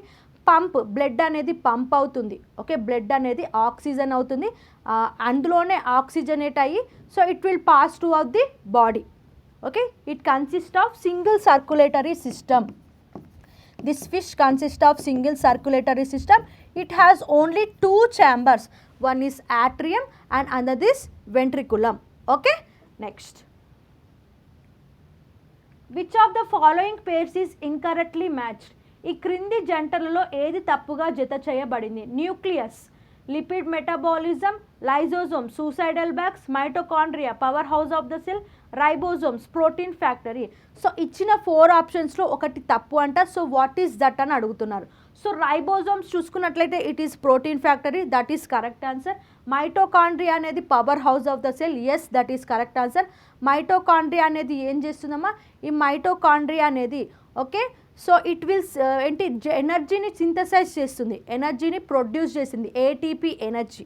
ఓకే, అండ్ చాలా సైకిల్స్ని వెళ్ళి ఇది ఏటీపీ ఎనర్జీని సింథసైజ్ చేస్తుంది. What is this ATP? అడినోసైన్ ట్రైపాస్ఫేట్. Okay, so it is known as what? Power house of the cell, అది కూడా కరెక్టే. లైజోజోమ్స్ అనేవి సూసైడల్ బ్యాగ్స్, అవి ఏం చేస్తుంది? ఏవైతే వేస్ట్ మెటీరియల్ ఉందో వాటిని బ్రేక్ డౌన్ చేస్తుంది. So they are considered as suicidal bags, yes that is correct answer. So nucleus అనేది లిపిడ్ మెటాబాలిజం చేయదు.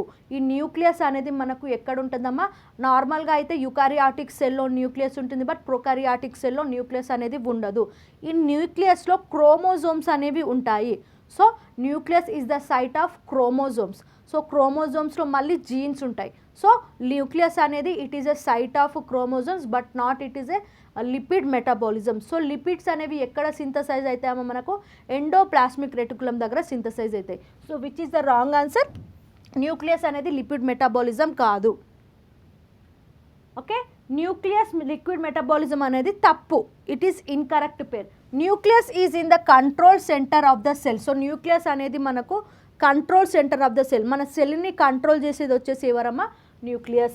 It is responsible for storing genetic material, DNA and regulating cellular activities. So మన యొక్క డిఎన్ఏని ఎవరు store చేసుకుంటారమ్మా? ఈ న్యూక్లియసే. Okay, our DNA is stored in this nucleus.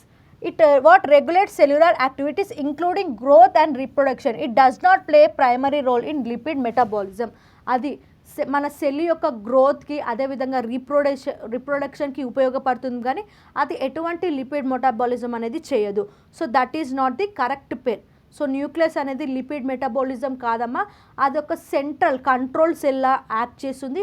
అది ఏంటి స్టోరేజ్ చేస్తుంది, అదేవిధంగా రీప్రొడక్షన్కి కంట్రోల్ చేస్తుంది అన్నట్టు. ఓకే, నెక్స్ట్ లైజోజోమ్స్ అనేవి ఏంటి? They are membrane bound organelles containing digestive enzymes. చెప్పాను కదా, ఈ లైజోజోమ్స్ అనేవి వేస్ట్ మెటీరియల్స్ని బ్రేక్ డౌన్ చేస్తుంది. సో వాటిని మనము సూసైడల్ బ్యాగ్స్ అని కూడా పిలుస్తాము. నెక్స్ట్ మైటోకాండ్రియా అనేది దేనికి రెస్పాన్సిబుల్ అమ్మా? It what produces ATP energy, adenosine triphosphate. అందుకోసము వాటిని power house of the cell అని పిలుస్తాము. Okay, mitochondria power house of the cell అని పిలుస్తారు. సెల్యులార్ శ్వాసక్రియ ద్వారా శక్తిని ఉత్పత్తి చేయడానికి మైటోకాండ్రియా బాధ్యత వహిస్తుంది. సో సెల్యులార్ రెస్పిరేషన్ కోసం ఈ మైటోకాండ్రియా అనేది బాధ్యత వహిస్తుంది. ఇది ఏం చేస్తుందమ్మా? ఏటీపీ ఎనర్జీని ప్రొడ్యూస్ చేస్తుంది, అడినోసైన్ ట్రైపాస్ఫేట్. సో అందుకనే దీన్ని power house of the cell అని పిలుస్తాము. నెక్స్ట్ రైబోజోమ్స్ అనేవి they are the sites of protein synthesis translating messenger RNA to proteins. So ఏంటి, రైబోజోమ్స్ అనేవి ప్రోటీన్ సంశ్లేషణ యొక్క సైట్లో మెసెంజర్ ఆర్ఎన్ఏను ప్రోటీన్లుగా అనువదిస్తాయి. సో ఇచ్చిన వాటిలో తప్పు ఆప్షన్ ఏంటమ్మా, option number 1. Next, which Indian institute is collaborating with HMD global and Tejas network to launch direct to mobile phones in India? భారతదేశంలో డైరెక్ట్ టు మొబైల్ ఫోన్లను ప్రారంభించడానికి హెచ్ఎండి గ్లోబల్ మరియు తేజాస్ నెట్వర్క్తో కలిసి పనిచేస్తున్న భారతీయ సంస్థ ఏది? IISc Bengaluru, IIT Bombay, IIT Kanpur, IIT Madras. So HMD human mobile devices. So ఇది నోకియా వాళ్ళకు సంబంధించింది. ఇది December 1, 2016లో ఎస్టాబ్లిష్ అయింది. సో దీని యొక్క హెడ్ క్వార్టర్స్ వచ్చేసి ఎస్పినో ఫిన్లాండ్లో ఉంటుంది. Okay, and founder and CEO వచ్చేసి జీన్ ఫ్రాన్సియోస్. సో ఏం చేశారంటే వీళ్ళు తేజాస్ నెట్వర్క్స్తో కొలాబరేట్ అయ్యారు. హెచ్ఎండి వాళ్ళు తేజాస్ నెట్వర్క్స్తో కొలాబరేట్ అయ్యారు. ఎందుకోసం అంటే direct to mobile without the usage of వైఫైతో పని లేకుండా direct access, direct internet services provide చేయడానికి దేనికమ్మా, ఫోన్స్, ట్యాబ్లెట్ పీసెస్, అదేవిధంగా ఓకే డైరెక్ట్ టు మొబైల్ ఫోన్స్ని లాంచ్ చేయడానికి ఈ హెచ్ఎండి వాళ్ళు తేజాస్ నెట్వర్క్తో కొలాబరేట్ అయ్యారు. సో ఎలాంగ్ విత్ హూమ్, వాళ్ళతో పాటు తేజాస్ నెట్వర్క్తో పాటు ఏ ఇన్స్టిట్యూట్తో కొలాబరేట్ అయ్యారమ్మా? ఏ ఇన్స్టిట్యూట్ అంటే ఐఐటి కాన్పూర్. అర్థమైందా? Human mobile devices, HMD full form వచ్చేసి హ్యూమన్ మొబైల్ డివైజెస్ గ్లోబల్. ఈ కంపెనీ అనేది December 1, 2016లో ఎస్టాబ్లిష్ అయింది. దీని యొక్క హెడ్ క్వార్టర్స్ వచ్చేసి ఫిన్లాండ్లో ఉంటుందమ్మా. సో దీని యొక్క ఫౌండర్ వచ్చేసి ఎవరు? Jean François is the founder.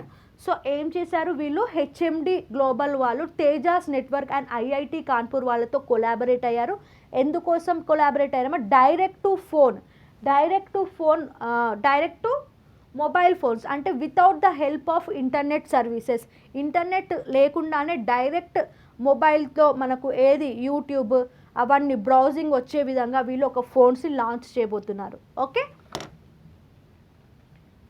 IIT Kanpur plays a key role in the development and experiment of direct to mobile technology. It is working with HMD global, Tejas network and other partner to introduce this technology in India. Prasar Bharati and IIT Kanpur have conducted live network tests on DM2 technology. Also a startup called Freestream Technologies under IIT Kanpur is also a part of the project. Free streaming అన్నట్టు without the help of wifi access లేకుండా, ఎటువంటి charges లేకుండా వీళ్ళు free, ఈ phones వల్ల వీళ్ళు free internet services అనేది provide చేస్తున్నారు. So IIT Kanpur, HMD global and Tejas network and ఇతర చిన్న పార్ట్నర్స్ అందరు కలిసి ఈ లాంచ్ని చేశారు. Okay, next. So HMD global అనేది 2016లో ఎస్టాబ్లిష్ అయింది December 1. దీని యొక్క హెడ్ క్వార్టర్స్ వచ్చేసి Espoo Finland and founder and CEO వచ్చేసి ఎవరమ్మా? Jean François. Okay, next. Which airport received the platinum recognition at ACI Green Airports Recognition 2025 for its excellence in sustainable energy initiative? స్థిరమైన శక్తి కార్యక్రమాల్లో విశిష్టతకు గాను ACI green airports recognition 2025 platinum గుర్తింపు పొందిన విమానాశ్రమం ఏది? Okay, platinum recognition అది ఏంటి? ఒక ఎయిర్పోర్ట్ అనేది ప్లాటినం రికగ్నిషన్ అనేది ఏసీఐ వాళ్ళతో పొందిందంట. ఎందుకోసం అంటే ఆ ఎయిర్పోర్ట్లో మొత్తం గ్రీన్ ఇనిషియేటివ్స్తో కూడి ఉందన్నట. ఓకే, గ్రీన్ ఇనిషియేటివ్స్తో కూడిన అన్ని ప్రోగ్రామ్స్ ఉన్నాయి కాబట్టి దానికి ప్లాటినం రికగ్నిషన్ అవార్డ్ అనేది ఇచ్చిందంట 2025లో. So what is that airport అంటే హ్యుబాలి ఎయిర్పోర్ట్. ఈ హ్యుబాలి ఎయిర్పోర్ట్ అనేది మనకి ఎక్కడ ఉంటుందమ్మా? కర్ణాటకలో ఉంటుంది. Due to it's green initiatives, దాని యొక్క గ్రీన్ ఇనిషియేటివ్స్ గాను ఏసీఐ వాళ్ళు దానికి ఏంటి ప్లాటినం రికగ్నిషన్ 2025 అనే అవార్డు వచ్చింది. Very very important. The airport that received the platinum recognition at the Airports Council International Green Airports Recognition 2025 for excellence in sustainable energy is Hubali Airport, Karnataka.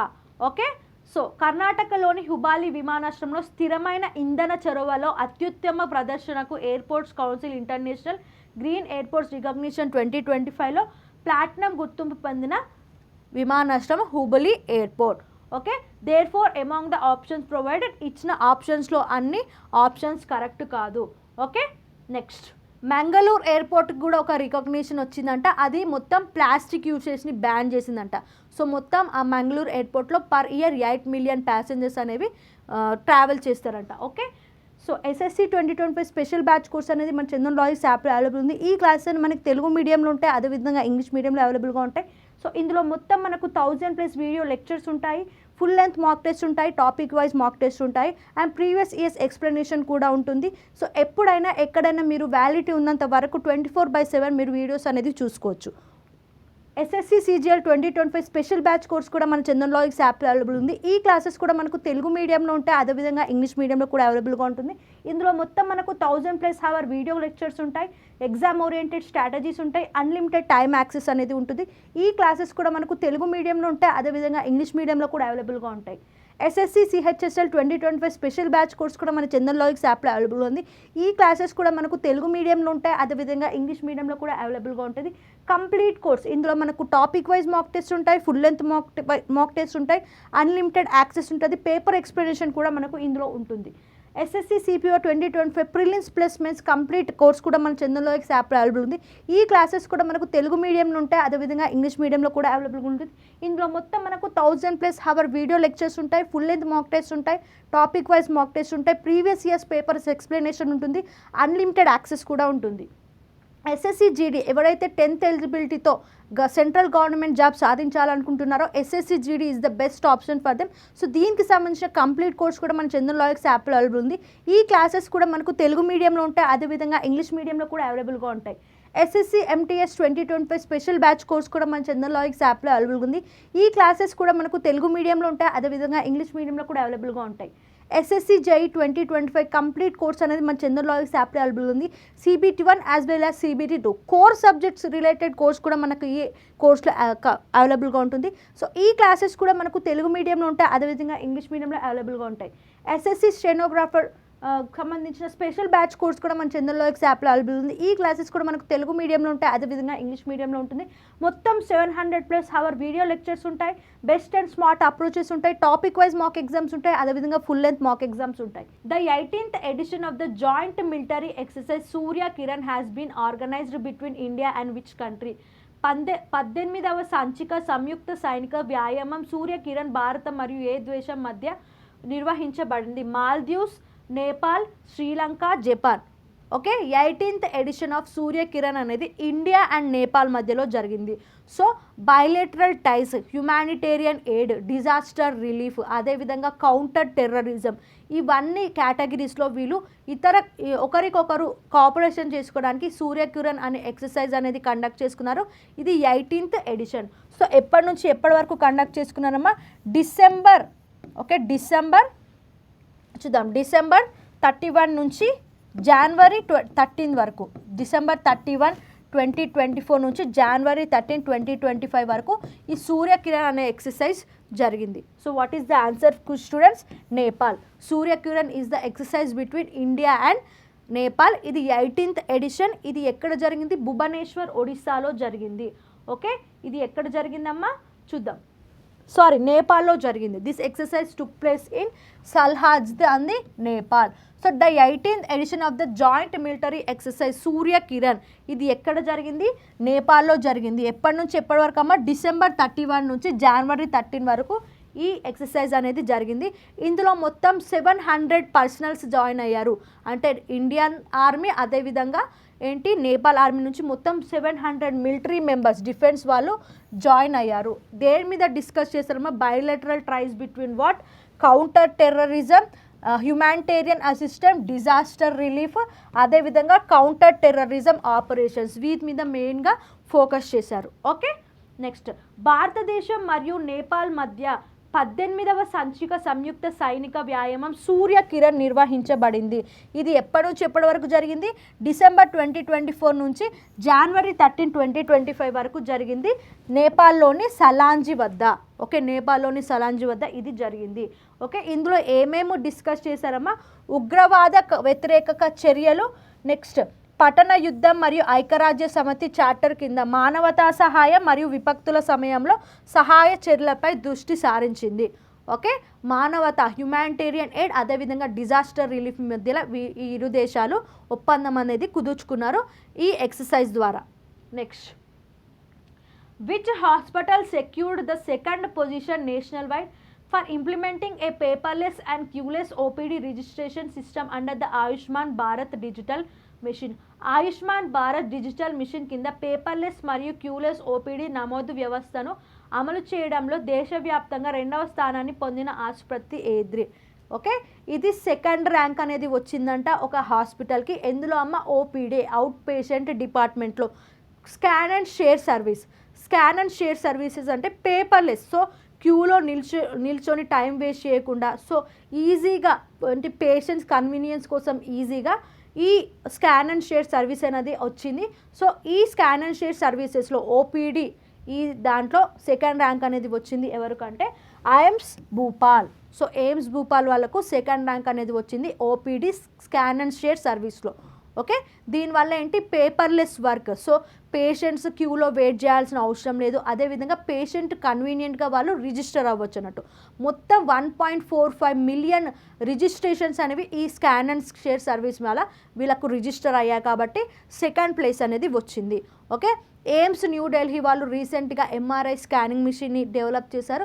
అదేవిధంగా AIIMS Raipur వాళ్ళు first swap kidney transplantation అనేది చేశారు. Remember, the All India Institute of Medical Sciences Bhopal secured the second position nationwide. Okay, secured the second position nationwide for implementing paperless and queueless outpatient department.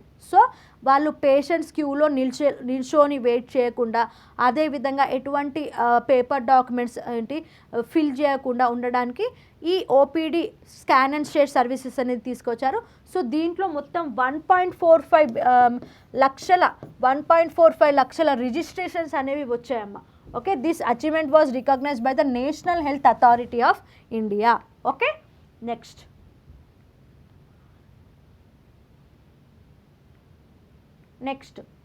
who inaugurated Bapuji Vanam, the world's first energy transmission garden? ప్రపంచంలోని మొదటి energy transmission garden అయిన బాపూజీ వనంను ఎవరు ప్రారంభించారు? Shri Jishnu Varmaji, Shri Narendra Modi, Shri K Chandrasekhar Rao, Shri Amit Shah. So వరల్డ్లోనే first energy transmission garden అనేది ఎక్కడ launch చేశారంటే హైదరాబాద్లో లాంచ్ చేశారు బాపూజీ వనంగా. సో ఎవరు ఇనాగరేట్ చేశారమ్మా? శ్రీ విష్ణుదేవ్ వర్మ. ఎవరి? శ్రీ విష్ణుదేవ్ వర్మ, తెలంగాణ గవర్నర్ అయిన శ్రీ జిష్ణుదేవ్ వర్మ గారు ఈ ఫస్ట్ ఎనర్జీ ట్రాన్స్మిషన్ గార్డెన్ని లాంచ్ చేశారు. దాని పేరు వచ్చేసి బాపూజీ వనం. ఎక్కడ? హైదరాబాదులో. Okay, the world's first energy transmission garden Bapuji Vanam was inaugurated by Shri Jishnudev Varma, the governor of Telangana, on April 30, 2025. Okay, ప్రపంచంలోని మొదటి ఎనర్జీ ట్రాన్స్మిషన్ గార్డెన్ అయిన బాపూజీ వనంను శ్రీ జిష్ణు వర్మ తెలంగాణ గవర్నర్ 2025 April 30న ప్రారంభించారు. ఓకే, ఇది వరల్డ్లోనే ఫస్ట్ ఎనర్జీ ట్రాన్స్మిషన్ మిషన్ అన్నట్టు. Okay, garden. The garden is design to radiate pranahuti, a form of yogic energy transmission and features 40 species of medical trees. So ఇక్కడ మొత్తం ఇది ఎలా డిజైన్ చేశారంటే medical trees 40 different types of medical trees ఉంటాయి కదా. So ఔషధ ట్రీస్ని, అదేవిధంగా ఎకో ఫ్రెండ్లీ ఇన్ఫ్రాస్ట్రక్చర్ని, సైలెంట్ జోన్ని ఇక్కడ మెయింటైన్ చేశారు. So what is this Bapuji Vanam? Recently it was inaugurated by Shri Jishnudev Varma. ఎవరతను? He is the governor of Telangana. ఏ రోజునమ్మ? April 30, 2025న. ఎక్కడ? హైదరాబాద్లో. Okay, next, when is Pravasi Bharatiya Divas 2025 celebrated? Pravasi Bharatiya Divas 2025 ఎప్పుడు జరుపుకుంటారు? January 9, January 10, January 11, January 12. ప్రవాసీ దివాస్ అంటే గాంధీజీ సౌత్ ఆఫ్రికా నుంచి మన ఇండియాకి వచ్చిన రోజున ప్రవాసీ దివాస్ అంటాం. సో ఇది ఏ డేనా జరుపుకుంటామంటే January 9న జరుపుకుంటాము. Okay, so Pravasi Divas, Indian Divas is celebrated on January 9, 2025. This day is held every 2 years to recognize the role of resident Indians in India's development and respect their support. Okay, next ఇది ఎక్కడ జరిగిందమ్మా 18th edition అనేది ఎక్కడ జరిగింది, ఇది ప్రతి 2 yearsకి ఒకసారి జరుగుతుందంట. 18th ప్రవాసీ దివాస్ వచ్చేసి ఎక్కడ జరిగింది, భువనేశ్వర్ ఒడిశాలో జరిగింది. ఈ ఇయర్ థీమ్ వచ్చేసి ఏంటమ్మా, diaspora's contribution to a Viksit Bharat. Okay, ఈ ఈవెంట్కి చీఫ్ గెస్ట్గా ఎవరు వచ్చారంటే త్రినిడాడ్ అండ్ టొబాకో యొక్క ప్రెసిడెంట్ అయిన క్రిస్టిన్ కంగాలు వారు గెస్ట్గా వచ్చారు. ఓకే, ప్రవాసీ భారతీయ దివాస్ అనేది 9th Januaryన సెలబ్రేట్ చేసుకుంటారు. అండ్ ఈ ఇయర్ థీమ్ వచ్చేసి ఏంటమ్మా, diaspora's contribution to a Viksit Bharat. Chief గెస్ట్గా ఎవరు వచ్చారు, త్రినిడాడ్ అండ్ టొబాకో ప్రెసిడెంట్ అయిన క్రిస్టైన్ కొంగాలో చీఫ్ గెస్ట్గా వచ్చారు. ఓకే, ఇది 18th ఎడిషన్ అమ్మ. ఎక్కడ జరిగింది, ఇది భువనేశ్వర్ ఒడిశాలో జరిగింది. Remember each and every point. Next, which Indian state has unveiled the countries first glass sea bridge. దేశంలో మొదటి గ్లాస్ సముద్ర వంతెనను ఆవిష్కరించిన భారత రాష్ట్రం ఏది.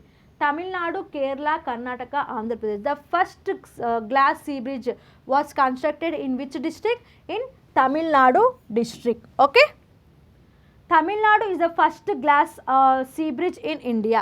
సో ఇది ఎక్కడి నుంచి ఎక్కడ కనెక్ట్ చేస్తుందో చూద్దాం. Vivekananda rock memorial in Kanyakumari with statue of Thiruvalluvar. The bridge is built by 77 meters long and 10 meters wide. ఇది మొత్తం 77 meters లాంగ్ ఉంటుందంట, 10 meters వైడ్ ఉంటుందంట. So this is the first glass bridge constructed in India. ఎక్కడ ఉంటుందమ్మా, ఏ స్టేట్లో ఉంటుంది, తమిళనాడు స్టేట్లో ఉంటుంది. ఎక్కడ కనెక్ట్ అవుతుంది ఇది, Vivekananda rock memorial in Kanyakumari నుంచి స్టాచ్యూ ఆఫ్ త్రివల్లూర్కి వరకు కనెక్ట్ అవుతుంది. Okay, made by Tamil Nadu chief minister MK Stalin, started on December 30, 2025. The project was built at a cost of 37 crores. So 37 crores పెట్టి December 30, 2024న MK Stalin chief minister of Tamil Nadu గారు ఏంటి ఇండియాలోనే ఫస్ట్ గ్లాస్ బ్రిడ్జ్ అనేది ఇనాగరేట్ చేశారు. అది మొత్తం 77 meters లాంగ్ ఉంటుంది, 10 meters వైడ్ ఉంటుంది అన్నట్టు. ఓకే, సో ఇది దేనికి కనెక్ట్ అవుతుందమ్మా, వివేకానంద రాక్ మెమోరియల్ కన్యాకుమారితో కనెక్ట్ అవుతుంది. ఓకే, ఈ వంతెన కన్యాకుమారిలోని వివేకానంద రాక్ మెమోరియల్ను తిరువల్లూర్ విగ్రహంతో కలుపుతుంది. 77 మీటర్ల పొడవు మరియు 10 మీటర్ల వెడల్పుతో నిర్మించబడింది. ఏ రోజున ఇనాగరేట్ చేశారు, December 30, 2024న స్టాలిన్ గారు ఇనాగరేట్ చేశారు. దీనికోసం మొత్తం ఎంత బడ్జెట్ పెట్టారమ్మా, 37 crores బడ్జెట్ అనేది పెట్టారు. Okay, next SSC 2025 big announcement. Free rankers batch అని ఒక కొత్త ఇనిషియేటివ్తో మేము ముందుకు వచ్చాము. సో ఎవరైతే సీరియస్గా SSC, RRB అండ్ ఇతర కాంపిటేటివ్ ఎగ్జామ్స్కి సీరియస్గా ప్రిపేర్ అవుతున్నారో వాళ్ళకి ఈ బ్యాచ్ అనేది చాలా యూజ్ అవుతుంది, ఫ్రీ ర్యాంకర్స్ బ్యాచ్. సో ఇందులో మేము ప్రతిరోజు ఒక 9 AM ఓకే 9 AM మేము ఒక టెస్ట్ అనేది కండక్ట్ చేసాము. అండ్ దానికి సంబంధించిన పేపర్ ఎక్స్ప్లెనేషన్ అనేది నెక్స్ట్ రోజు ఎగ్జాక్ట్ 9కి మీకు మన చందన్ లాజిక్స్ యూట్యూబ్ ఛానల్లో ఉంటుంది. సో ఈ ఇనిషియేటివ్ని ప్రతి ఒక్కరు యూటిలైజ్ చేసుకోండి. ఓకే, సో SSC 2025కి సంబంధించి మనకు జూన్లో ఆల్మోస్ట్ 6 to 7 నోటిఫికేషన్ డేట్స్ అనేవి రిలీజ్ అయ్యాయి. దానికి సంబంధించిన ఎలిజిబిలిటీ అదేవిధంగా కోర్స్ డీటెయిల్స్ కూడా మీరు ఇందులో పొందవచ్చు. SSC 2025కి సంబంధించిన ఫ్రీ ర్యాంకర్స్ బ్యాచ్ యొక్క ఫీచర్స్ ఏంటిదో మనం ఇప్పుడు చూద్దాం. 15 మాక్ ఎగ్జామ్స్ ఉంటాయి based on previous years. So latest PYQs ఉంటాయి కదా, సో దాన్ని బేస్ చేసుకొని మేము 15 మాక్ టెస్ట్ కండక్ట్ చేస్తాము. అండ్ దానికి సంబంధించిన ఫ్రీ పేపర్ ఎక్స్ప్లెనేషన్ కూడా ఉంటుంది మనకు ఇండియాస్ టాప్ ఫ్యాకల్టీ చేత. And unique and smart approaches ఉంటాయి, ర్యాంకర్స్ టైమ్ సేవింగ్ స్ట్రాటజీస్ ఉంటాయి, and complete guidance from Chandan sir కూడా మనకు ఈ ఫ్రీ ర్యాంకర్స్ బ్యాచ్లో ఉంటుంది. సో దాంతోపాటు it is not only useful for SSC exams, but ఇది RRB ఇతర కాంపిటేటివ్ ఎగ్జామ్స్ కూడా ఈ ఫ్రీ ర్యాంకర్స్ బ్యాచ్ అనేది చాలా యూజ్ అవుతుంది. Okay, so SSC 2025 special batch course అనేది మన చందన్ లాజిక్స్ యాప్లో అవైలబుల్ ఉంది. ఈ క్లాసెస్ మనకి తెలుగు మీడియంలో ఉంటాయి, అదేవిధంగా ఇంగ్లీష్ మీడియంలో అవైలబుల్గా ఉంటాయి. సో ఇందులో మొత్తం మనకు 1000+ వీడియో లెక్చర్స్ ఉంటాయి, ఫుల్ లెంత్ మాక్ టెస్ట్ ఉంటాయి, టాపిక్ వైజ్ మాక్ టెస్ట్ ఉంటాయి, అండ్ ప్రీవియస్ ఇయర్స్ ఎక్స్ప్లెనేషన్ కూడా ఉంటుంది. సో ఎప్పుడైనా ఎక్కడైనా మీరు వ్యాలిడిటీ ఉన్నంత వరకు 24/7 మీరు వీడియోస్ అనేది చూసుకోవచ్చు. SSC CGL 2025 special batch course కూడా మన చందన్ లాజిక్స్ యాప్లో అవైలబుల్ ఉంది. ఈ క్లాసెస్ కూడా మనకు తెలుగు మీడియంలో ఉంటాయి, అదేవిధంగా ఇంగ్లీష్ మీడియంలో కూడా అవైలబుల్గా ఉంటుంది. ఇందులో మొత్తం మనకు 1000+ అవర్ వీడియో లెక్చర్స్ ఉంటాయి, ఎగ్జామ్ ఓరియంటెడ్ స్ట్రాటజీస్ ఉంటాయి, అన్లిమిటెడ్ టైమ్ యాక్సెస్ అనేది ఉంటుంది. ఈ క్లాసెస్ కూడా మనకు తెలుగు మీడియంలో ఉంటాయి, అదేవిధంగా ఇంగ్లీష్ మీడియంలో కూడా అవైలబుల్గా ఉంటాయి. SSC CHSL 2025 special batch course కూడా మన చందన్ లాజిక్స్ యాప్లో అవైలబుల్ ఉంది. ఈ క్లాసెస్ కూడా మనకు తెలుగు మీడియంలో ఉంటాయి, అదేవిధంగా ఇంగ్లీష్ మీడియంలో కూడా అవైలబుల్గా ఉంటుంది. కంప్లీట్ కోర్స్ ఇందులో మనకు టాపిక్ వైజ్ మాక్ టెస్ట్ ఉంటాయి, ఫుల్ లెంత్ మాక్ టెస్ట్ ఉంటాయి, అన్లిమిటెడ్ యాక్సెస్ ఉంటుంది, పేపర్ ఎక్స్ప్లెనేషన్ కూడా మనకు ఇందులో ఉంటుంది. SSC CPO 2025 prelims plus mains complete course కూడా మన చందన్ లాజిక్స్ యాప్లో అవైలబుల్ ఉంది. ఈ క్లాసెస్ కూడా మనకు తెలుగు మీడియంలో ఉంటాయి, అదేవిధంగా ఇంగ్లీష్ మీడియంలో కూడా అవైలబుల్గా ఉంటుంది. ఇందులో మొత్తం మనకు 1000+ వీడియో లెక్చర్స్ ఉంటాయి, ఫుల్ లెంత్ మాక్ టెస్ట్ ఉంటాయి, టాపిక్ వైజ్ మాక్ టెస్ట్ ఉంటాయి, ప్రీవియస్ ఇయర్స్ పేపర్స్ ఎక్స్ప్లెనేషన్ ఉంటుంది, అన్లిమిటెడ్ యాక్సెస్ కూడా ఉంటుంది. ఎస్ఎస్సి జీడీ ఎవరైతే 10th ఎలిజిబిలిటీతో సెంట్రల్ గవర్నమెంట్ జాబ్ సాధించాలనుకుంటున్నారో SSC GD is the best option for them. So దీనికి సంబంధించిన కంప్లీట్ కోర్స్ కూడా మన చందన్ లాజిక్స్ యాప్లో అవైలబుల్ ఉంది. ఈ క్లాసెస్ కూడా మనకు తెలుగు మీడియంలో ఉంటాయి, అదేవిధంగా ఇంగ్లీష్ మీడియంలో కూడా అవైలబుల్గా ఉంటాయి. SSC MTS 2025 special batch course కూడా మన చందన్ లాజిక్స్ యాప్లో అవైలబుల్ ఉంది. ఈ క్లాసెస్ కూడా మనకు తెలుగు మీడియంలో ఉంటాయి, అదేవిధంగా ఇంగ్లీష్ మీడియంలో కూడా అవైలబుల్గా ఉంటాయి. ఎస్ఎస్సి జై 2025 కంప్లీట్ కోర్స్ అనేది మన చందన్ లాజిక్స్ యాప్లో అవైలబుల్ ఉంది. CBT1 as well as CBT2 core subjects related course కూడా మనకు ఈ కోర్స్లో అవైలబుల్గా ఉంటుంది. సో ఈ క్లాసెస్ కూడా మనకు తెలుగు మీడియంలో ఉంటాయి, అదేవిధంగా ఇంగ్లీష్ మీడియంలో అవైలబుల్గా ఉంటాయి. ఎస్ఎస్సి స్టెనోగ్రాఫర్ సంబంధించిన స్పెషల్ బ్యాచ్ కోర్స్ కూడా మన చందన్ లాజిక్స్ యాప్లో అవైలబుల్ ఉంది. ఈ క్లాసెస్ కూడా మనకు తెలుగు మీడియంలో ఉంటాయి, అదేవిధంగా ఇంగ్లీష్ మీడియంలో ఉంటుంది. మొత్తం 700+ వీడియో లెక్చర్స్ ఉంటాయి, బెస్ట్ అండ్ స్మార్ట్ అప్రోచెస్ ఉంటాయి, టాపిక్ వైజ్ మాక్ ఎగ్జామ్స్ ఉంటాయి, అదేవిధంగా ఫుల్ లెంత్ మాక్ ఎగ్జామ్స్ ఉంటాయి. 0 to హీరో కోర్స్ ఎవరైతే మ్యాథ్స్ కష్టంగా ఫీల్ అయ్యి ఎగ్జామ్స్లో ప్రాబ్లమ్స్ సాల్వ్ చేయలేకపోతారో వాళ్ళకి 0 to హీరో కోర్స్ అనేది చాలా యూజ్ అవుతుంది. బేసిక్స్ నుంచి అడ్వాన్స్ వరకు మ్యాథ్స్ని మీరు బెస్ట్ ట్రిక్స్ నేర్చుకోవాలంటే this is the best choice for you. So ఈ క్లాసెస్ కూడా మనకు తెలుగు మీడియంలో ఉంటాయి, అదేవిధంగా ఇంగ్లీష్ మీడియంలో అవైలబుల్గా ఉంటాయి. ఆర్ఆర్బీ గ్రూప్ డి 2025 సంబంధించిన స్పెషల్ బ్యాచ్ కోర్స్ కూడా మన చందన్ లాజిక్స్ యాప్లో అవైలబుల్ ఉంది. ఈ క్లాసెస్ కూడా మనకు తెలుగు మీడియంలో ఉంటాయి, అదేవిధంగా ఇంగ్లీష్ మీడియంలో ఉంటాయి. మొత్తం 450+ వీడియో లెక్చర్స్ ఉంటాయి, టాపిక్ వైజ్ మాక్ ఎగ్జామ్స్ ఉంటాయి, అదేవిధంగా ఫుల్ లెంత్ మాక్ ఎగ్జామ్స్ ఉంటాయి, అన్లిమిటెడ్ యాక్సెస్ ఉంటుంది. ఎప్పుడైనా ఎక్కడైనా మీరు వ్యాలిటీ ఉన్నంత వరకు వీడియోస్ అనేది మళ్ళీ చూడవచ్చు. ఆర్ఆర్బీ ఎన్టీపీసీ సంబంధించిన స్పెషల్ బ్యాచ్ కోర్స్ కూడా మన చందన్ లాజిక్స్ యాప్లో అవైలబుల్ ఉంది. ఈ క్లాసెస్ కూడా మనకు తెలుగు మీడియంలో ఉంటాయి, అదేవిధంగా ఇంగ్లీష్ మీడియంలో ఉంటాయి.